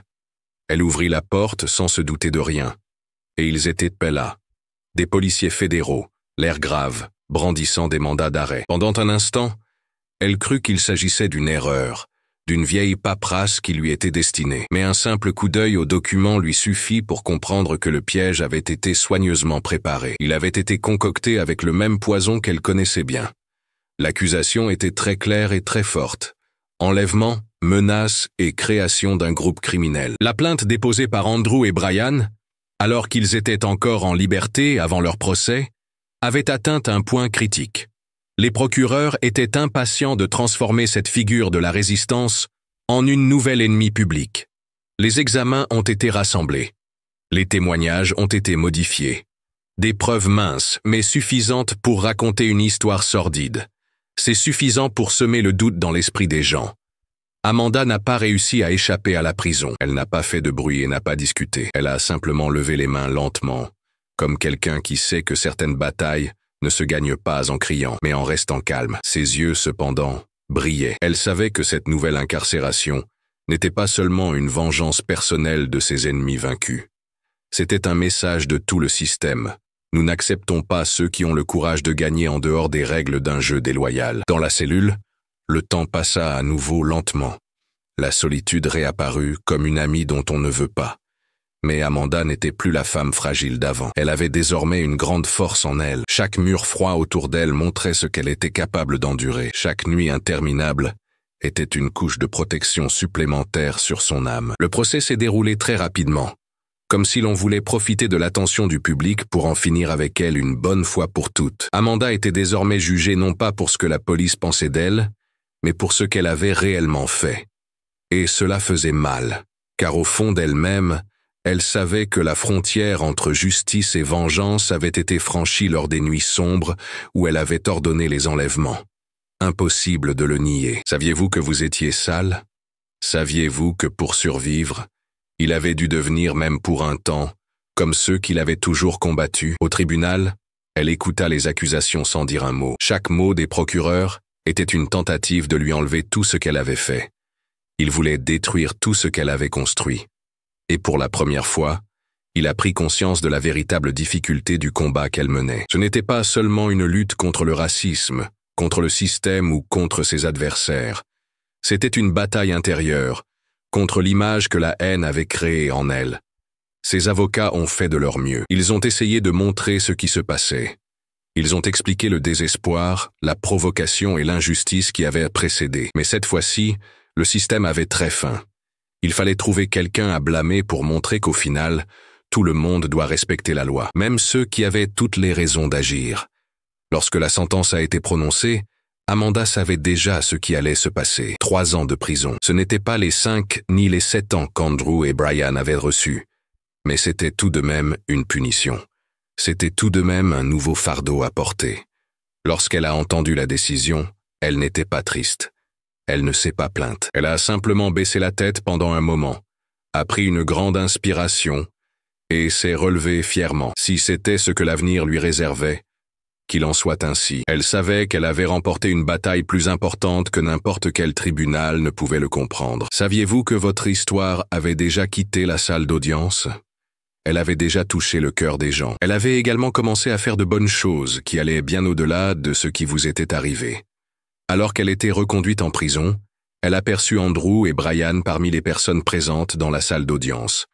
Ils la virent passer et, mesquins, rirent discrètement, des sourires tristes d'hommes qui, même brisés, prenaient encore plaisir à se venger. Amanda ne leur prêta aucune attention. Ils ne l'expliquaient pas, ils ne la définiraient jamais. La véritable revanche, pensait-elle, était de continuer à vivre, de continuer à se battre, et aussi, c'était d'accepter qu'elle avait commis des erreurs, de les affronter directement, sans se laisser emporter par le cycle de la colère qui tentait de tout détruire. La femme qui est entrée dans cette prison pour la 2e fois n'était plus la même qu'avant. Elle était plus forte. Elle était aussi plus sage. Elle connaissait mieux les dangers et les limites. C'était une femme qui avait connu les pires choses du monde, et aussi les pires aspects d'elle-même. Malgré tout, chaque matin, elle décidait de se lever et d'avancer. Dans sa cellule froide et silencieuse, sous le poids de sa nouvelle punition, Amanda se fit la promesse suivante. « Ils ne me feront pas disparaître. Ils ne m'auront pas. Je suis faite d'une matière qu'ils ne peuvent pas comprendre. » Ainsi, tandis que le monde extérieur continuait de tourner, indifférent à la douleur et au courage de ceux qui luttaient en secret, Amanda se préparait. Car au fond d'elle-même, elle savait que ce n'était pas encore fini. Le destin, aussi difficile fût-il, ne parviendrait jamais à éteindre la lumière qui brillait en elle. Jamais la prison était la même. La faible lumière de la lampe qui vacillait, l'odeur forte du ciment humide et les bruits métalliques des portes qui se fermaient au loin. Tout était pareil que la première fois, mais tout était aussi différent. Maintenant, la solitude n'était plus seulement quelque chose qui venait de l'extérieur. C'était un choix. Amanda n'aimait pas parler de choses qui n'étaient pas importantes. Elle n'acceptait pas l'amitié hypocrite de certains gardiens qui connaissaient son histoire. Ils essayaient de se faire connaître en utilisant son nom. Elle ne voulait pas de compassion. Elle ne voulait pas d'explication. Elle passait ses journées en silence. Elle écrivait dans de vieux cahiers qu'elle avait trouvés dans la petite bibliothèque de la prison. Elle y notait des idées, des bribes de souvenirs et des projets pour l'avenir. Il notait également ses regrets. Non pas pour s'en souvenir comme s'il s'agissait de blessures ouvertes, mais pour comprendre ses erreurs comme des cicatrices. Ainsi, il apprenait à ne plus jamais refaire la même chose. Chaque page écrite était une façon difficile de se reconstruire. On essayait de comprendre comment quelqu'un qui voulait faire le bien avait fini par emprunter les chemins sombres de la vengeance. Parfois, pendant les quelques heures de soleil dans la cour extérieure, Amanda se laissait aller à des réflexions plus sincères. Assise sur un banc en ciment, elle regardait les faibles rayons de soleil passer à travers les barreaux au-dessus d'elle et se demandait où, exactement, sa chute avait commencé. Était-ce à ce moment-là, lorsqu'elle avait été injustement menottée dans le centre commercial? Était-ce lorsque vous aviez vu votre nom sali par les mensonges d'Andrew et de Brian? Ou peut-être était-ce avant, dans un endroit invisible, où l'usure de la lutte contre le racisme, le machisme et la corruption avait lentement détruit votre croyance en la justice telle que nous la connaissons. Elle comprenait que son histoire, même si elle était incroyable, comportait désormais une erreur. Et cette erreur était la sienne. Personne ne la lui avait infligée. C'était le résultat des décisions qu'elle avait prises. Accepter cela demandait plus de détermination que tous les combats qu'elle avait menés hors de chez elle. Le temps passait. Tout en réfléchissant seule, Amanda a commencé à voir ce qui se passait dans le monde extérieur. Les nouvelles arrivaient de manière évasive. Saviez-vous que les gens manifestaient encore pour vous? Que votre combat avait inspiré de nouveaux mouvements? Il avait également suscité de vifs débats et de petits changements politiques, mais réels. C'était étrange de penser que, même emprisonné et abattu, vous faisiez encore des vagues. Il semblait que, malgré ses défauts, ce qu'il représentait était plus important que ses erreurs, plus grand qu'elle. Et pourtant, la tristesse était là. Il y avait des moments où la haine reprenait le dessus dans sa tête. Elle essayait de la convaincre qu'au final, tout cela n'avait servi à rien. Se battre n'avait fait que lui causer de la souffrance. Le système, même affaibli, était toujours vivant et fonctionnait. Il continuait d'engloutir beaucoup d'autres personnes chaque jour. Dans ces moments difficiles, Amanda fermait les yeux et respirait profondément. Elle s'accrochait à une certitude. Ceux qui changent sont ceux qui tombent, se relèvent et continuent d'avancer. Parfois, le héros ne gagne pas de manière équitable. Parfois, l'histoire ne se termine pas par des applaudissements. Parfois, gagner vraiment, c'est simplement continuer à vivre et ne pas se laisser réduire au silence. Peu avant d'avoir passé 1 an en prison, Amanda a reçu une nouvelle surprenante. L'armée, consciente de son importance et de son histoire, et sous la pression de l'opinion publique, organisait sa libération anticipée. Son casier judiciaire, entaché par sa récente condamnation, l'aidait encore dans les domaines où des décisions importantes étaient prises. Son histoire, sa force et son courage face à l'injustice étaient encore des outils très puissants, c'était vrai. Même si, à ce moment-là, elle ne s'en rendait presque pas compte. La nouvelle de sa libération est arrivée par un matin froid. C'était exactement comme lorsqu'on lui avait retiré sa liberté quelques mois auparavant. Cette fois-ci, En franchissant les portes de la prison, Amanda ne s'est pas précipitée pour regarder le ciel et applaudir. Elle n'a pas souri et n'a pas fait la fête. Elle a marché lentement et fermement, acceptant chaque partie de sa chute comme quelque chose qui faisait partie de ce qu'elle était devenue. Ses pieds touchèrent le sol comme s'ils sentaient le poids de tout ce qui s'était passé. Chaque pas montrait non seulement les erreurs, mais aussi ce qu'ils avaient appris. Amanda n'était plus la même femme qui croyait autrefois que la justice était juste pour tous, ni la femme qui voulait se venger à tout prix. C'était une troisième Amanda. Elle connaissait les deux côtés de la noirceur et, malgré tout, elle avait choisi d'aller de l'avant. La chute avait été très dure. La force de ceux qui se relèvent après être tombés est une chose que même les dieux ne peuvent déprécier. Amanda était de retour. Au début, les pensées arrivaient comme des coups de poing. Elles étaient douloureuses, inattendues et difficiles à contrôler. Il n'y avait aucun moyen d'échapper à ce que j'avais fait. Amanda était consciente d'avoir dépassé les limites en faisant kidnapper des gens. Elle savait que, pour se relever, elle avait utilisé les mêmes mauvaises choses contre lesquelles elle avait toujours lutté. Ce n'était pas seulement l'injustice des autres qui l'avait conduite sur ce sol en béton froid. Il y avait aussi la tristesse qui, peu à peu, s'était installée en elle. La différence entre le justicier et l'oppresseur est plus mince que les gens ne le pensent généralement. Et Amanda, qui avait déjà l'habitude d'imaginer clairement cette image, l'a trouvée par hasard, sans s'en rendre compte. Pendant les longs moments où elle était seule, elle repensa à tous les choix qu'elle avait faits pour en arriver là. Elle se souvint du jour au centre commercial, la violence gratuite et les regards haineux qui l'avaient fait passer pour une criminelle uniquement à cause de la couleur de sa peau. Elle ressentit à nouveau l'impuissance d'avoir été menottée et ignorée. Elle se souvint de la rage qui montait en elle au poste de police. Elle se sentait oppressée par un système injuste et sans émotion. Et surtout, elle se souvenait du procès, ce moment où, malgré des preuves évidentes, elle avait été trahie non seulement par la justice, mais aussi par le concept même d'être humain. Chaque souvenir la brûlait comme du fer chaud. Au fil des mois, la douleur a été remplacée par une compréhension plus triste et plus intense. La douleur qu'elle ressentait n'expliquait pas tout ce qu'elle avait fait ensuite. Oui, c'était facile à comprendre. C'était une personne, oui, mais ce n'était pas juste. Amanda a compris que lorsqu'elle avait laissé son désir de vengeance prendre le dessus sur ses convictions, elle s'était perdue. Même si elle avait réussi à faire avouer les coupables, même si elle avait prouvé son innocence, le chemin qu'elle avait parcouru lui avait laissé une marque indélébile. Les nuits étaient très difficiles.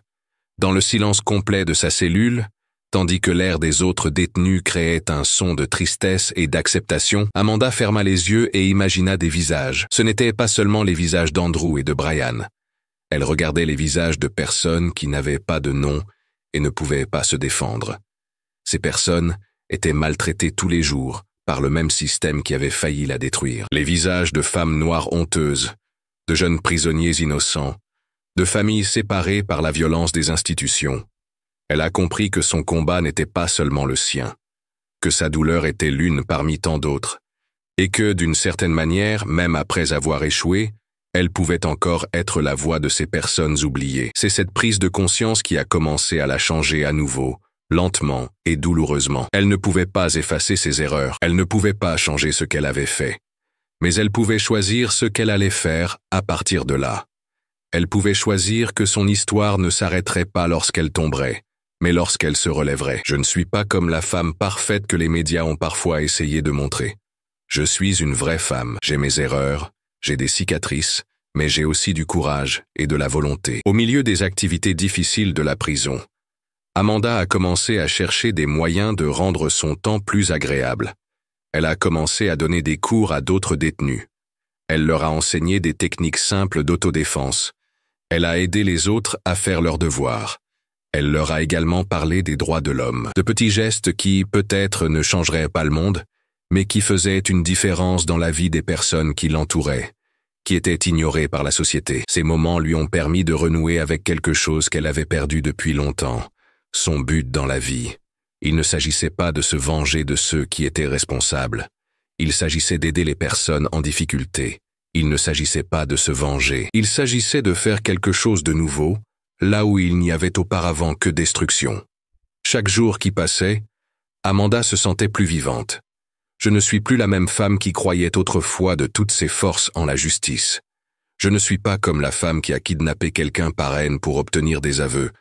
mais comme quelqu'un qui, même après avoir traversé des épreuves, a su se relever et recommencer, savoir transformer la culpabilité en responsabilité, la douleur en force, la faim en un nouveau départ. Alors que les murs de la prison continuèrent de l'encercler, Amanda savait qu'à l'intérieur, elle était déjà libre, libérée de l'obligation de prouver quelque chose aux autres, libérée de l'obligation de détruire quelque chose pour vivre, libre d'être ce qu'elle a toujours été, une force qui, même après des défaites, ne cesse jamais de se battre. L'horloge de la liberté, même loin, commençait déjà à sonner dans son cœur. Chaque battement de cœur, chaque pensée et chaque respiration étaient comme des pas pour sortir de cet endroit sombre. Au bout d'un an, le portail de la prison s'est ouvert lentement en cette matinée nuageuse. Amanda a marché d'un pas ferme. Elle a regardé devant elle et n'a pas quitté la route des yeux. Elle portait un petit sac contenant ses maigres affaires. Ses yeux reflétaient le poids de toutes ses expériences. À l'extérieur, un groupe de personnes venues la soutenir l'attendait. Des inconnus, des militants, d'anciens compagnons de lutte et quelques journalistes discrets. Et parmi eux, quelques vieux amis qui ne l'avaient jamais abandonnée, même dans les moments les plus difficiles. Il n'y eut ni cris ni applaudissements. Tout était calme. Un silence plein de respect et de reconnaissance. Un silence qui en disait plus que 1000 mots. Tu as réussi à survivre. Tu as gagné. Amanda a esquissé un petit sourire. C'était un sourire discret, mais sincère. Elle ne souriait pas seulement parce qu'elle était libre.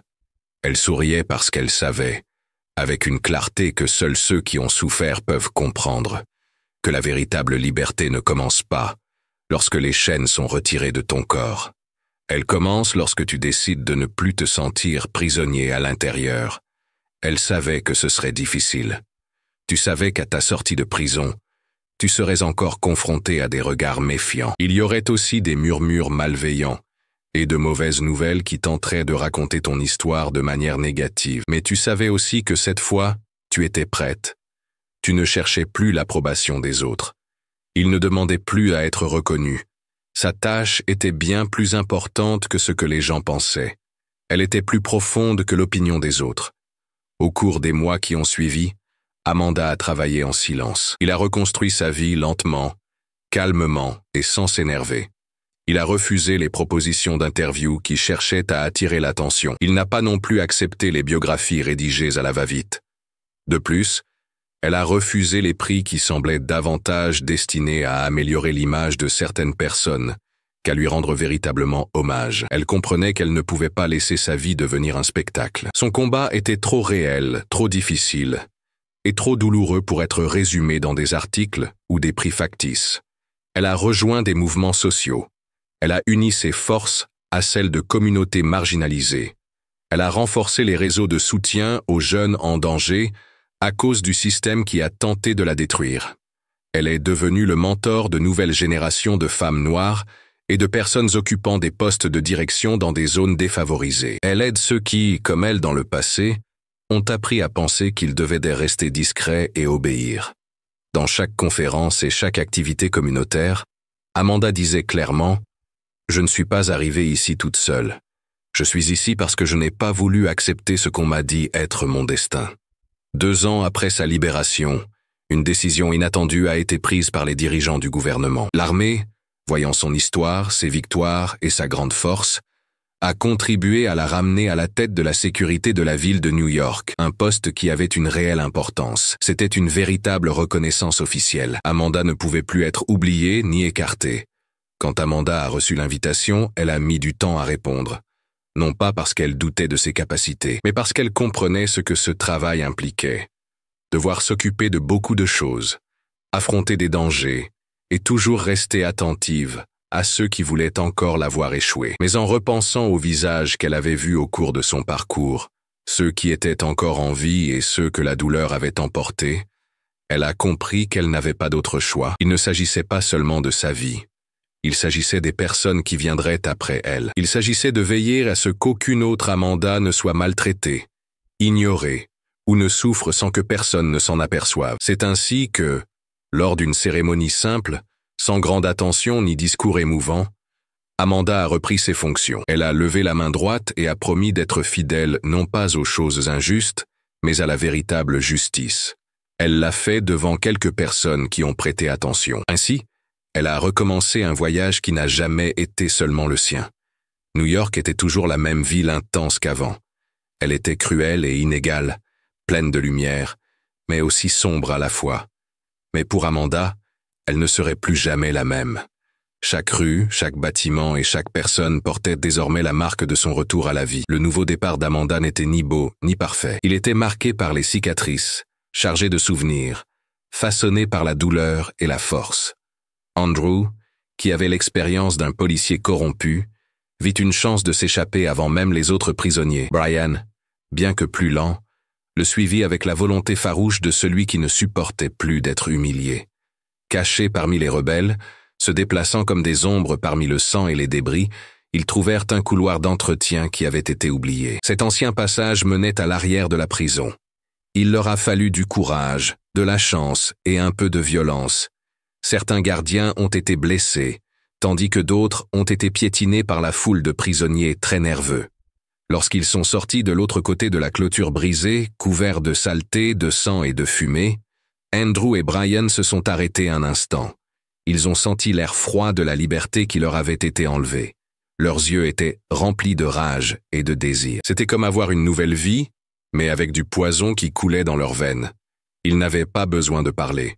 Dans le calme de la nuit, avec le bruit des sirènes en fond sonore, un accord fut conclu. Amanda allait payer, et elle paierait cher. La fuite fut très violente et pleine de désespoir. Ils coururent à travers les bois et les terrains vagues. Ils se cachèrent dans des maisons abandonnées. Ils volèrent des voitures et changèrent de vêtements avec l'aide de personnes qu'ils connaissaient et qui gardèrent le secret. Chaque battement de leur cœur leur rappelait qu'ils étaient vivants et libres. Ils sentèrent la force de ceux qui n'accepteraient pas de perdre sans se battre. Alors que tout le pays se réveillait effrayé par les nouvelles de la révolte et de l'évasion de prisonniers dangereux, Andrew et Brian agissaient rapidement. Ils se cachèrent dans un vieil entrepôt dans la région de Newark, où d'anciens amis les attendaient. Là, entre des murs qui s'écroulaient et qui sentaient l'huile brûlée, ils commencèrent à planifier leur retour. Ils ne voulaient pas seulement détruire Amanda, ils voulaient détruire tout ce qu'elle représentait. Ils voulaient que vous oubliiez tout. Ils voulaient aussi détruire votre réputation et transformer votre vie en poubelle. Mais ils ont vite compris qu'Amanda n'était plus la même. Les nouvelles disaient qu'après avoir retrouvé la liberté, et s'être réadaptée à la vie publique, elle était redevenue la chef de la sécurité de la ville de New York. Son image était désormais plus puissante et pleine de sens. Elle était protégée non seulement par des murs, mais aussi par des couches de respect, d'influence et, bien sûr, par une sécurité physique renforcée. Ils devaient être malins. Ils devaient se comporter comme des chasseurs silencieux, attendant le bon moment. C'est ainsi que le nouveau plan a vu le jour. Comme ils savaient qu'ils ne pourraient jamais l'atteindre directement à New York, ils ont décidé de la retrouver d'abord, de dresser un plan et de comprendre où et comment ils pourraient la faire tomber. Ils ont rassemblé ce qui restait de leurs économies. Ils ont vendu leur aide et remboursé leurs dettes. Ils ont ensuite engagé un groupe de soldats spéciaux. Ces hommes n'ont pas de visage, pas de sentiments. Ils ne suivent que l'argent. Ce sont des professionnels capables de suivre, de s'infiltrer et d'éliminer les menaces. Le contrat était clair.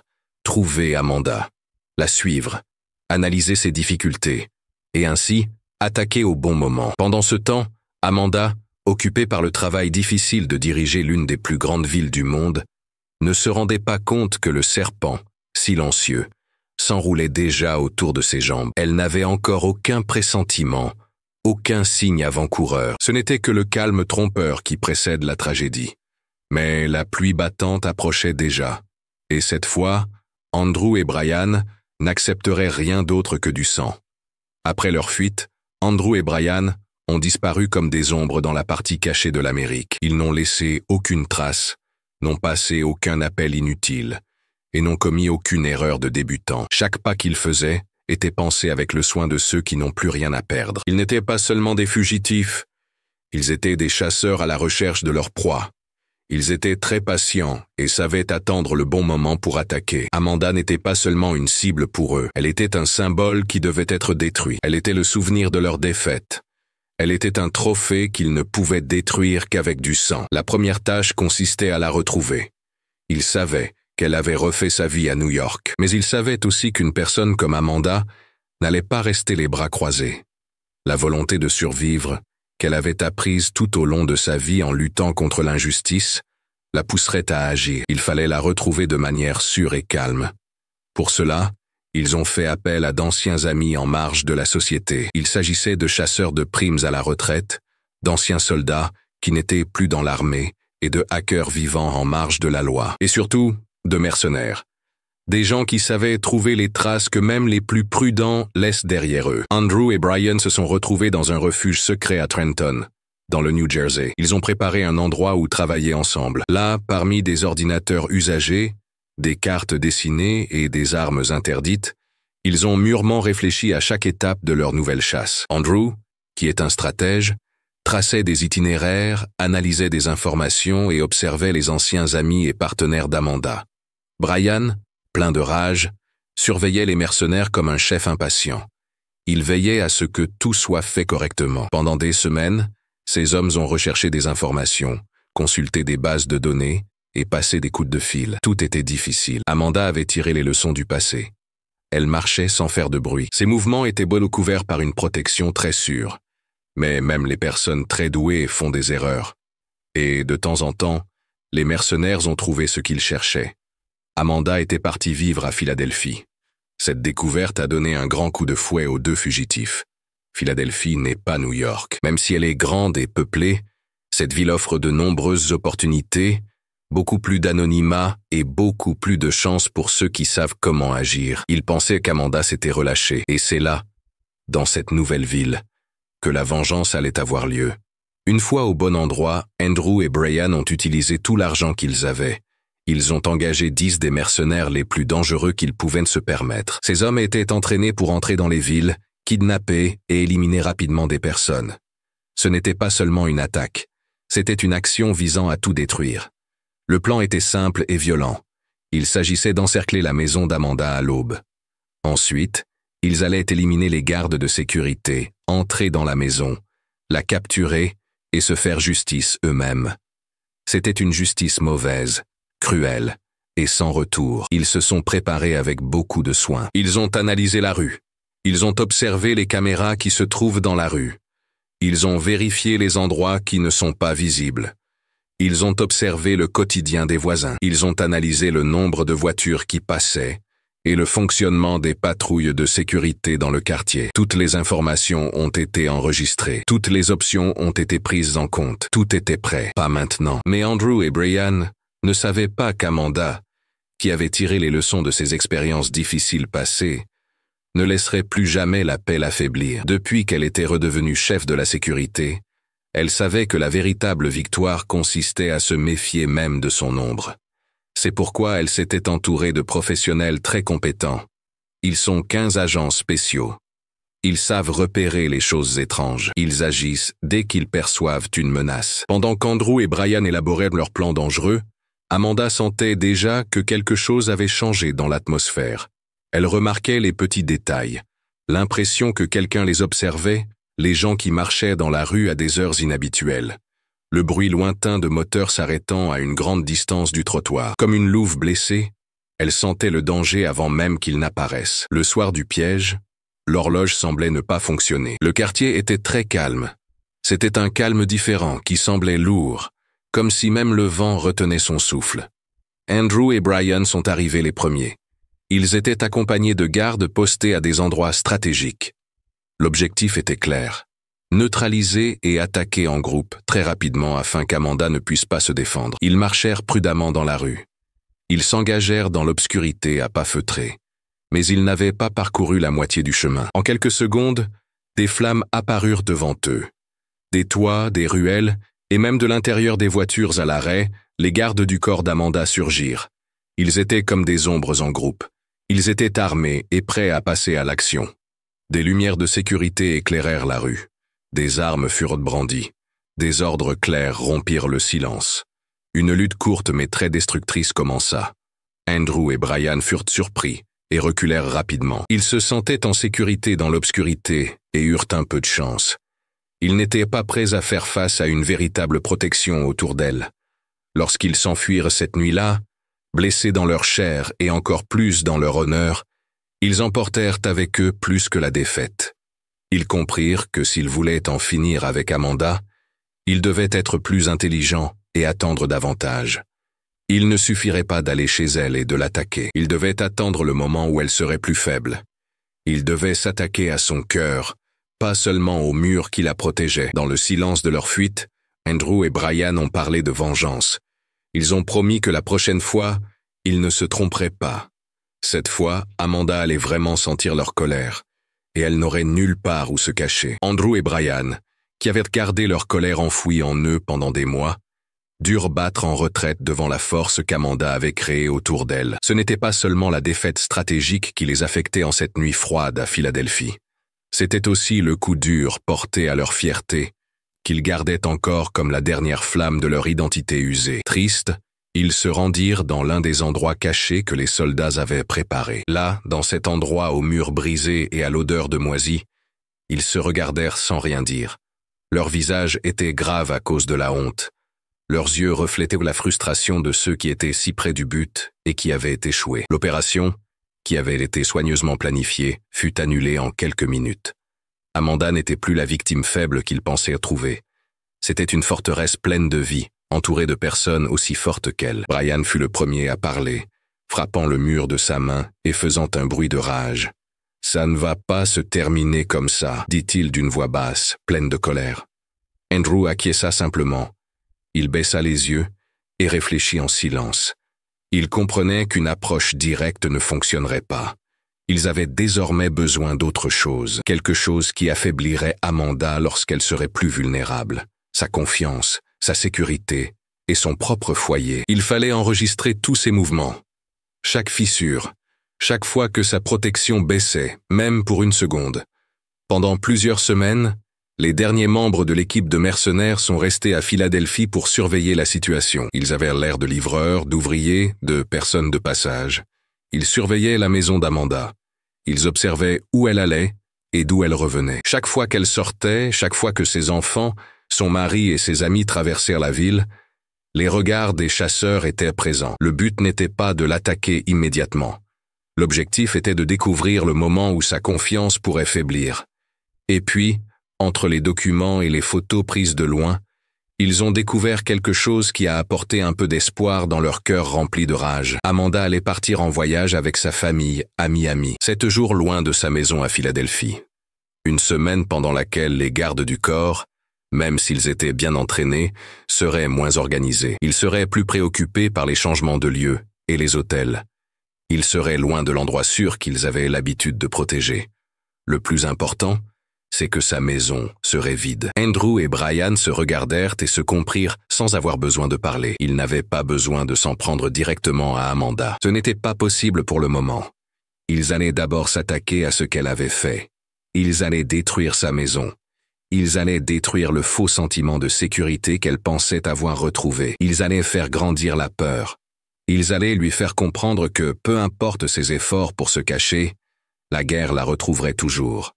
Le plan fut élaboré avec calme et minutie. Au milieu de la nuit, dès qu'ils apprirent qu'Amanda et sa famille étaient à Miami, les hommes engagés passèrent à l'action. Ils transportaient des explosifs plastiques très puissants, cachés dans des endroits secrets de voitures qui semblaient normales. L'opération se déroula rapidement et presque sans bruit. En moins d'1 heure, la maison d'Amanda était en proie à des problèmes. L'explosion fut très forte.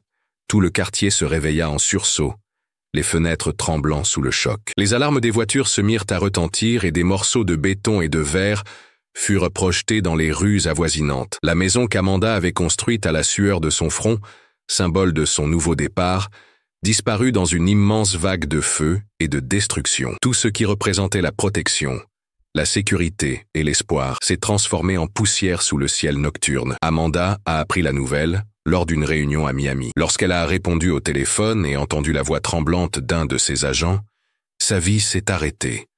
Pendant un moment qui lui a semblé très long, tout autour d'elle a disparu. Les murs de l'hôtel ont disparu. La chaleur du climat s'est également dissipée. Elle n'entendait plus la respiration de ses enfants. Il n'y avait que la voix au téléphone qui parlait de destruction. La douleur était présente dans sa voix, mais il ne pouvait pas la montrer. Mais Amanda, même très triste, n'était plus la femme qui s'effondrait à cause de la tragédie. Sa main a légèrement tremblé lorsqu'elle a raccroché le téléphone. Ses yeux se remplirent brièvement de larmes qu'elle ne voulut pas laisser couler. Il redressa les épaules, respira profondément et demanda que l'équipe de sécurité soit appelée immédiatement. Il n'y avait pas de place pour la peur. Il n'y avait pas le temps de ressentir la douleur. Je savais avec certitude qui était derrière tout ça. Et je savais qu'il ne s'arrêterait pas là. Pendant qu'elle pensait à la perte de sa maison, Andrew et Brian se cachaient dans l'ombre, attendant, observant. Ils savaient tous qu'Amanda finirait par commettre une erreur, qu'à un moment donné, je sortirais seul, sans protection, à la recherche de réponses. Et c'est à ce moment-là qu'ils passeraient à l'attaque. À ce stade, il ne s'agissait plus seulement de vengeance. Il s'agissait de la blesser à l'intérieur, la détruire sans qu'elle sache d'où viendrait la prochaine attaque. Amanda, même si c'était une guerrière, savait qu'une nouvelle étape de la guerre commençait, une période où la douleur serait toujours son amie, et où survivre ne dépendrait pas seulement de la force, mais aussi de l'intelligence nécessaire pour prévoir le prochain coup de l'ennemi. Car la chasse n'était pas encore terminée. Elle avait simplement changé de forme. La fumée flottait encore au-dessus des restes de la maison d'Amanda. Elle ressemblait à un fantôme triste, regrettant ce qu'il avait perdu. De l'autre côté du pays, à Miami, la nouvelle frappait son cœur comme des coups de marteau incessants. Malgré les bruits joyeux de la ville, la chaleur de l'été et les conversations des familles sur les plages, Amanda ne ressentait que du froid. Un froid intérieur, lent et très fort, qui venait de la certitude que sa vie, une fois de plus, avait été touchée et détruite. La destruction de la maison n'était pas seulement la perte d'un lieu, c'était aussi la fin d'un symbole de foyer. Pour elle, cette maison montrait qu'elle avait vaincu l'injustice. C'était le signe qu'elle essayait de recommencer après avoir beaucoup souffert. Mais Amanda n'était plus celle qui se laissait facilement abattre par les attaques. La douleur lui servait d'énergie. La peur était comme un guide. La perte était une leçon très importante. Après avoir reçu la nouvelle, elle a commencé à agir avec le calme d'une planificatrice. Elle savait que dans la lutte pour la survie, attendre, c'est risquer sa vie. Elle a commencé à organiser des réunions urgentes avec ses gardes du corps. Elle a également changé ses itinéraires. De plus, elle a encore renforcé la protection de sa famille. Mais même entourée de personnes armées et de plans de défense, elle savait au fond d'elle-même que ses ennemis n'avaient pas encore dit leur dernier mot. Andrew et Brian se cachaient dans l'obscurité et attendaient. Leur plan ne consistait pas seulement à détruire la maison d'Amanda. Il s'agissait également de lui faire beaucoup de mal psychologiquement. Ils voulaient la laisser seule et triste, afin qu'à un moment ou à un autre, elle se retrouve sans protection. Ils avaient remarqué qu'Amanda était aujourd'hui plus prudente, plus forte et plus audacieuse qu'auparavant.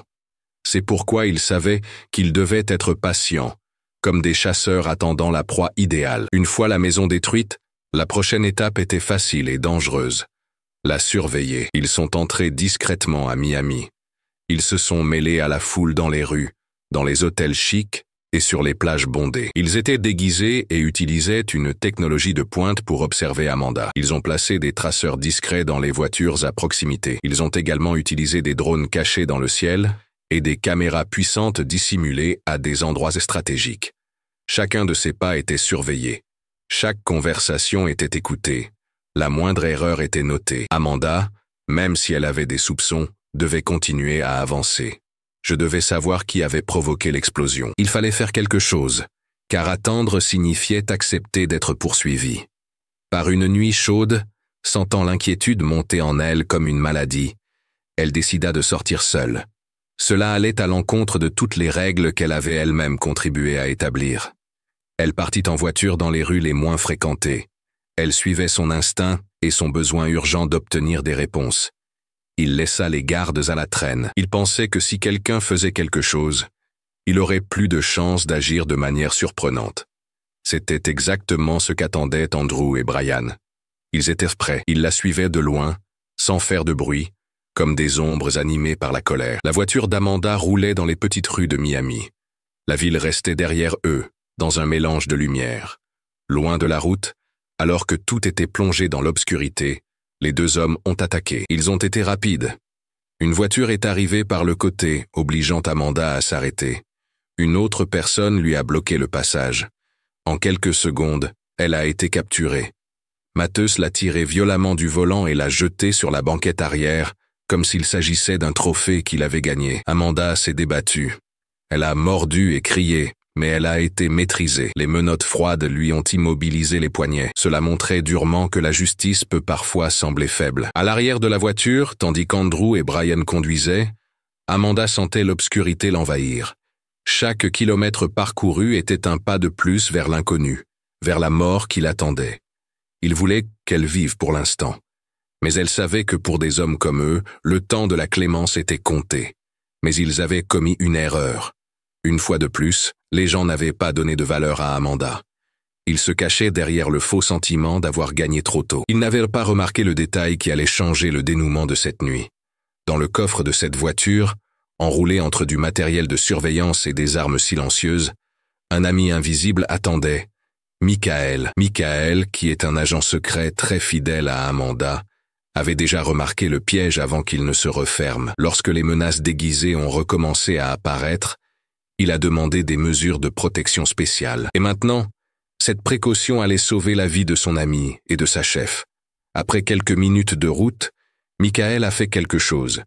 Il est sorti du coffre avec le calme d'un animal qui sait chasser. Il a rapidement coupé le système de communication à l'intérieur de la voiture. Ainsi, ils se sont retrouvés isolés.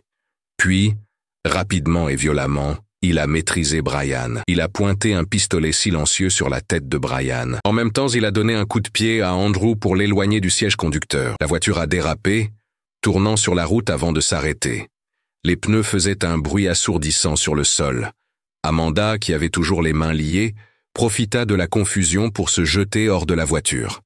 Michael, froid et méthodique, observa les deux tout en appuyant sur le bouton d'urgence de sa montre spéciale. Ce bouton envoyait une demande d'aide qui, en quelques minutes, allait amener tout un groupe dans cet endroit oublié de la route. Lorsque les lumières rouges et bleues ont transpercé l'obscurité comme les yeux d'animaux dangereux, Andrew et Brian ont enfin compris qu'ils avaient perdu. C'était certain. Ils furent arrêtés, menottés et placés dans des voitures de sécurité comme s'ils étaient des animaux dangereux. Cette fois-ci, il n'y aurait pas de critique. Il n'y aurait pas d'espace libre, ni de combinaison. En raison de pouvoirs supérieurs chargés de la sécurité du monde, les deux hommes furent emmenés sous forte escorte militaire vers une prison très sécurisée en Europe, un endroit perdu entre les montagnes et le brouillard, où le soleil ne semblait jamais apparaître et d'où personne ne pouvait sortir. Amanda avait encore mal au poignet et le cœur qui battait à toute vitesse. Elle observait tout attentivement. Elle avait du sang dans la bouche, de la sueur coulait sur son front, et son corps tremblait sous l'effet de l'adrénaline d'avoir failli mourir. Mais, à l'intérieur d'elle, une lumière calme grandissait. La route portait encore les traces de ce qui s'était passé. Des pneus brûlés sur le sol, des déchets éparpillés, l'odeur de la fumée dans l'air comme un souvenir silencieux de la lutte. Le ciel, qui était auparavant sombre, commençait à s'éclaircir avec des couleurs douces de bleu et de gris. On aurait dit que le monde était soulagé qu'Amanda soit en vie. Mais en elle, il n'y avait pas de repos. Andrew et Brian étaient menottés et vaincus. Cependant, ils savaient que le véritable défi était encore à venir. Ce défi allait décider de leur sort et de la raison d'être de tout ce combat. En voyant les deux hommes être forcés de monter dans les voitures sécurisées qui les emmènerait vers la prison la plus isolée d'Europe, Amanda était envahie par des sentiments contradictoires. Du soulagement d'être en vie, de la colère pour les marques qu'ils avaient laissées dans sa vie, de la tristesse pour tout ce qui avait été détruit, pris et perdu. Mais surtout, elle ressentait un fort sentiment du devoir. Amanda comprenait que ce n'était pas seulement la fin d'une quête personnelle. C'était la fin d'une période de souffrance qui devait se terminer de la bonne manière. C'était à elle de le faire. Les officiers qui dirigeaient l'opération s'approchèrent. Ils proposèrent à Amanda une place dans la voiture qui conduirait Andrew et Brian jusqu'au lieu d'échange. C'était un geste de respect et de considération pour tout ce qu'elle avait enduré. Elle s'arrêta un instant, regardant les visages amers de rage et de frustration des deux hommes qui avaient tenté de la tuer à plusieurs reprises. Andrew et Brian n'étaient plus comme avant. Il n'y avait plus d'arrogance en eux. Seulement le regard triste de ceux qui comprenaient qu'ils ne seraient plus jamais libres. Amanda accepta. Elle monta dans la voiture et s'assit sur un siège devant eux. Une vitre épaisse les séparait. Il les regarda droit dans les yeux. Il ne dit rien. Ce n'était pas nécessaire. Le silence en disait long. Là, dans cet espace exigu et chaud, où flottaient des odeurs de fatigue, de peur et d'échec, eut lieu le dernier combat. Les premiers kilomètres furent parcourus dans un silence total. Le seul bruit que l'on entendait était celui des moteurs et, de temps en temps, le crépitement des nerfs de Brian et Andrew. Ils ne voulaient pas la regarder. Saviez-vous qu'il n'y avait plus aucune menace à proférer? Qu'il n'y avait pas de mots qui pourraient ramener ce qu'ils avaient perdu? Puis Andrew a pris la parole.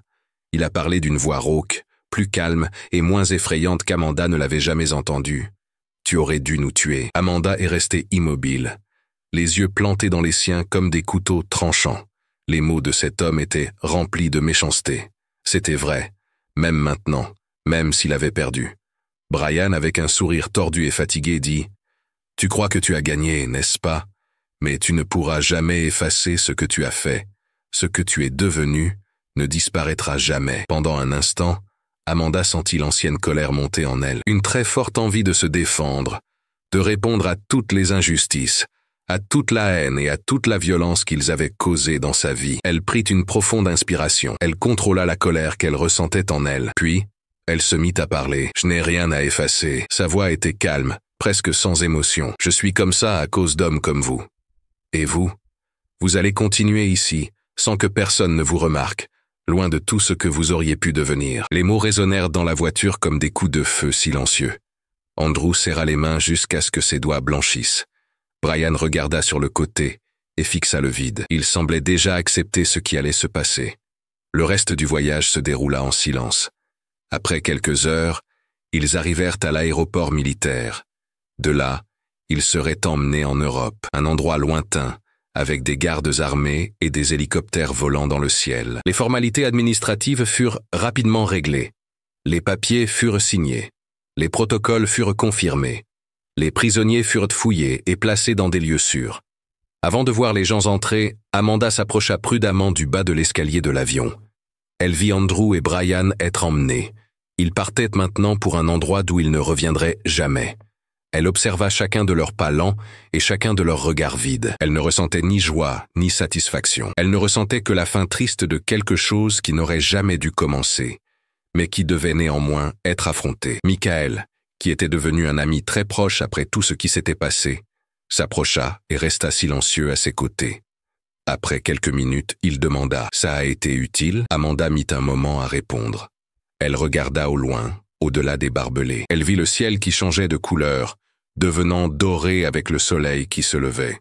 « Je ne sais pas », a-t-il finalement répondu, mais cela devait être fait, et c'était la réalité. Le combat d'Amanda n'a jamais été une quête de bonheur personnel. Il ne s'agissait pas seulement de se venger. Il s'agissait de faire face à ce qui devait être fait, de supporter les fardeaux que les autres ne voulaient pas porter, et de continuer à avancer, même lorsque tout en elle lui disait d'abandonner. Dans les jours qui suivirent, les journaux et la télévision diffusèrent de nombreuses informations. Les fugitifs ont été arrêtés. La chef de la sécurité devient une héroïne nationale. Victoire contre la corruption et la violence. Amanda observait tout cela de loin. Elle avait le calme de quelqu'un qui comprend que la vie dans la rue et celle des gens sont bien plus compliquées que ce que les informations peuvent en montrer. Elle a refait sa vie une fois de plus. Pas dans des châteaux dorés ni dans des maisons isolées, mais avec une base solide faite d'efforts, d'honnêteté et de force. Elle a relancé des projets sociaux. Elle a renforcé des groupes qui aident les victimes de violences dans les institutions. Elle a formé de nouvelles générations de personnes qui travaillent avec éthique, courage et empathie. Elle savait que ces qualités ne pouvaient pas s'apprendre dans les livres, mais seulement par l'exemple. La maison qui a été détruite à Philadelphie n'a jamais été reconstruite. Amanda a fait quelque chose de plus grand. Elle a créé une fondation. Cette fondation est un symbole de renaissance. Avant, à cet endroit, il n'y avait que des ruines.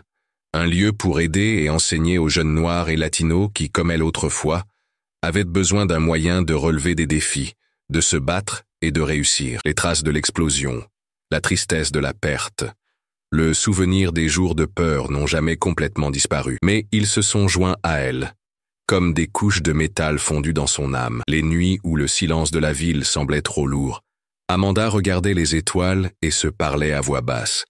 Elle parlait comme quelqu'un qui a traversé de nombreuses épreuves. « Je suis là, je suis debout. Tant que je serai en vie, ils ne gagneront jamais. » C'était le cadeau que personne ne pouvait lui enlever. C'était le véritable succès. Et il ne s'arrêtait pas avec l'emprisonnement d'Andrew et Brian. Il était toujours présent dans chaque vie qu'elle touchait, dans chaque mur qu'elle détruisait, dans chaque son qu'elle aidait à créer contre l'injustice.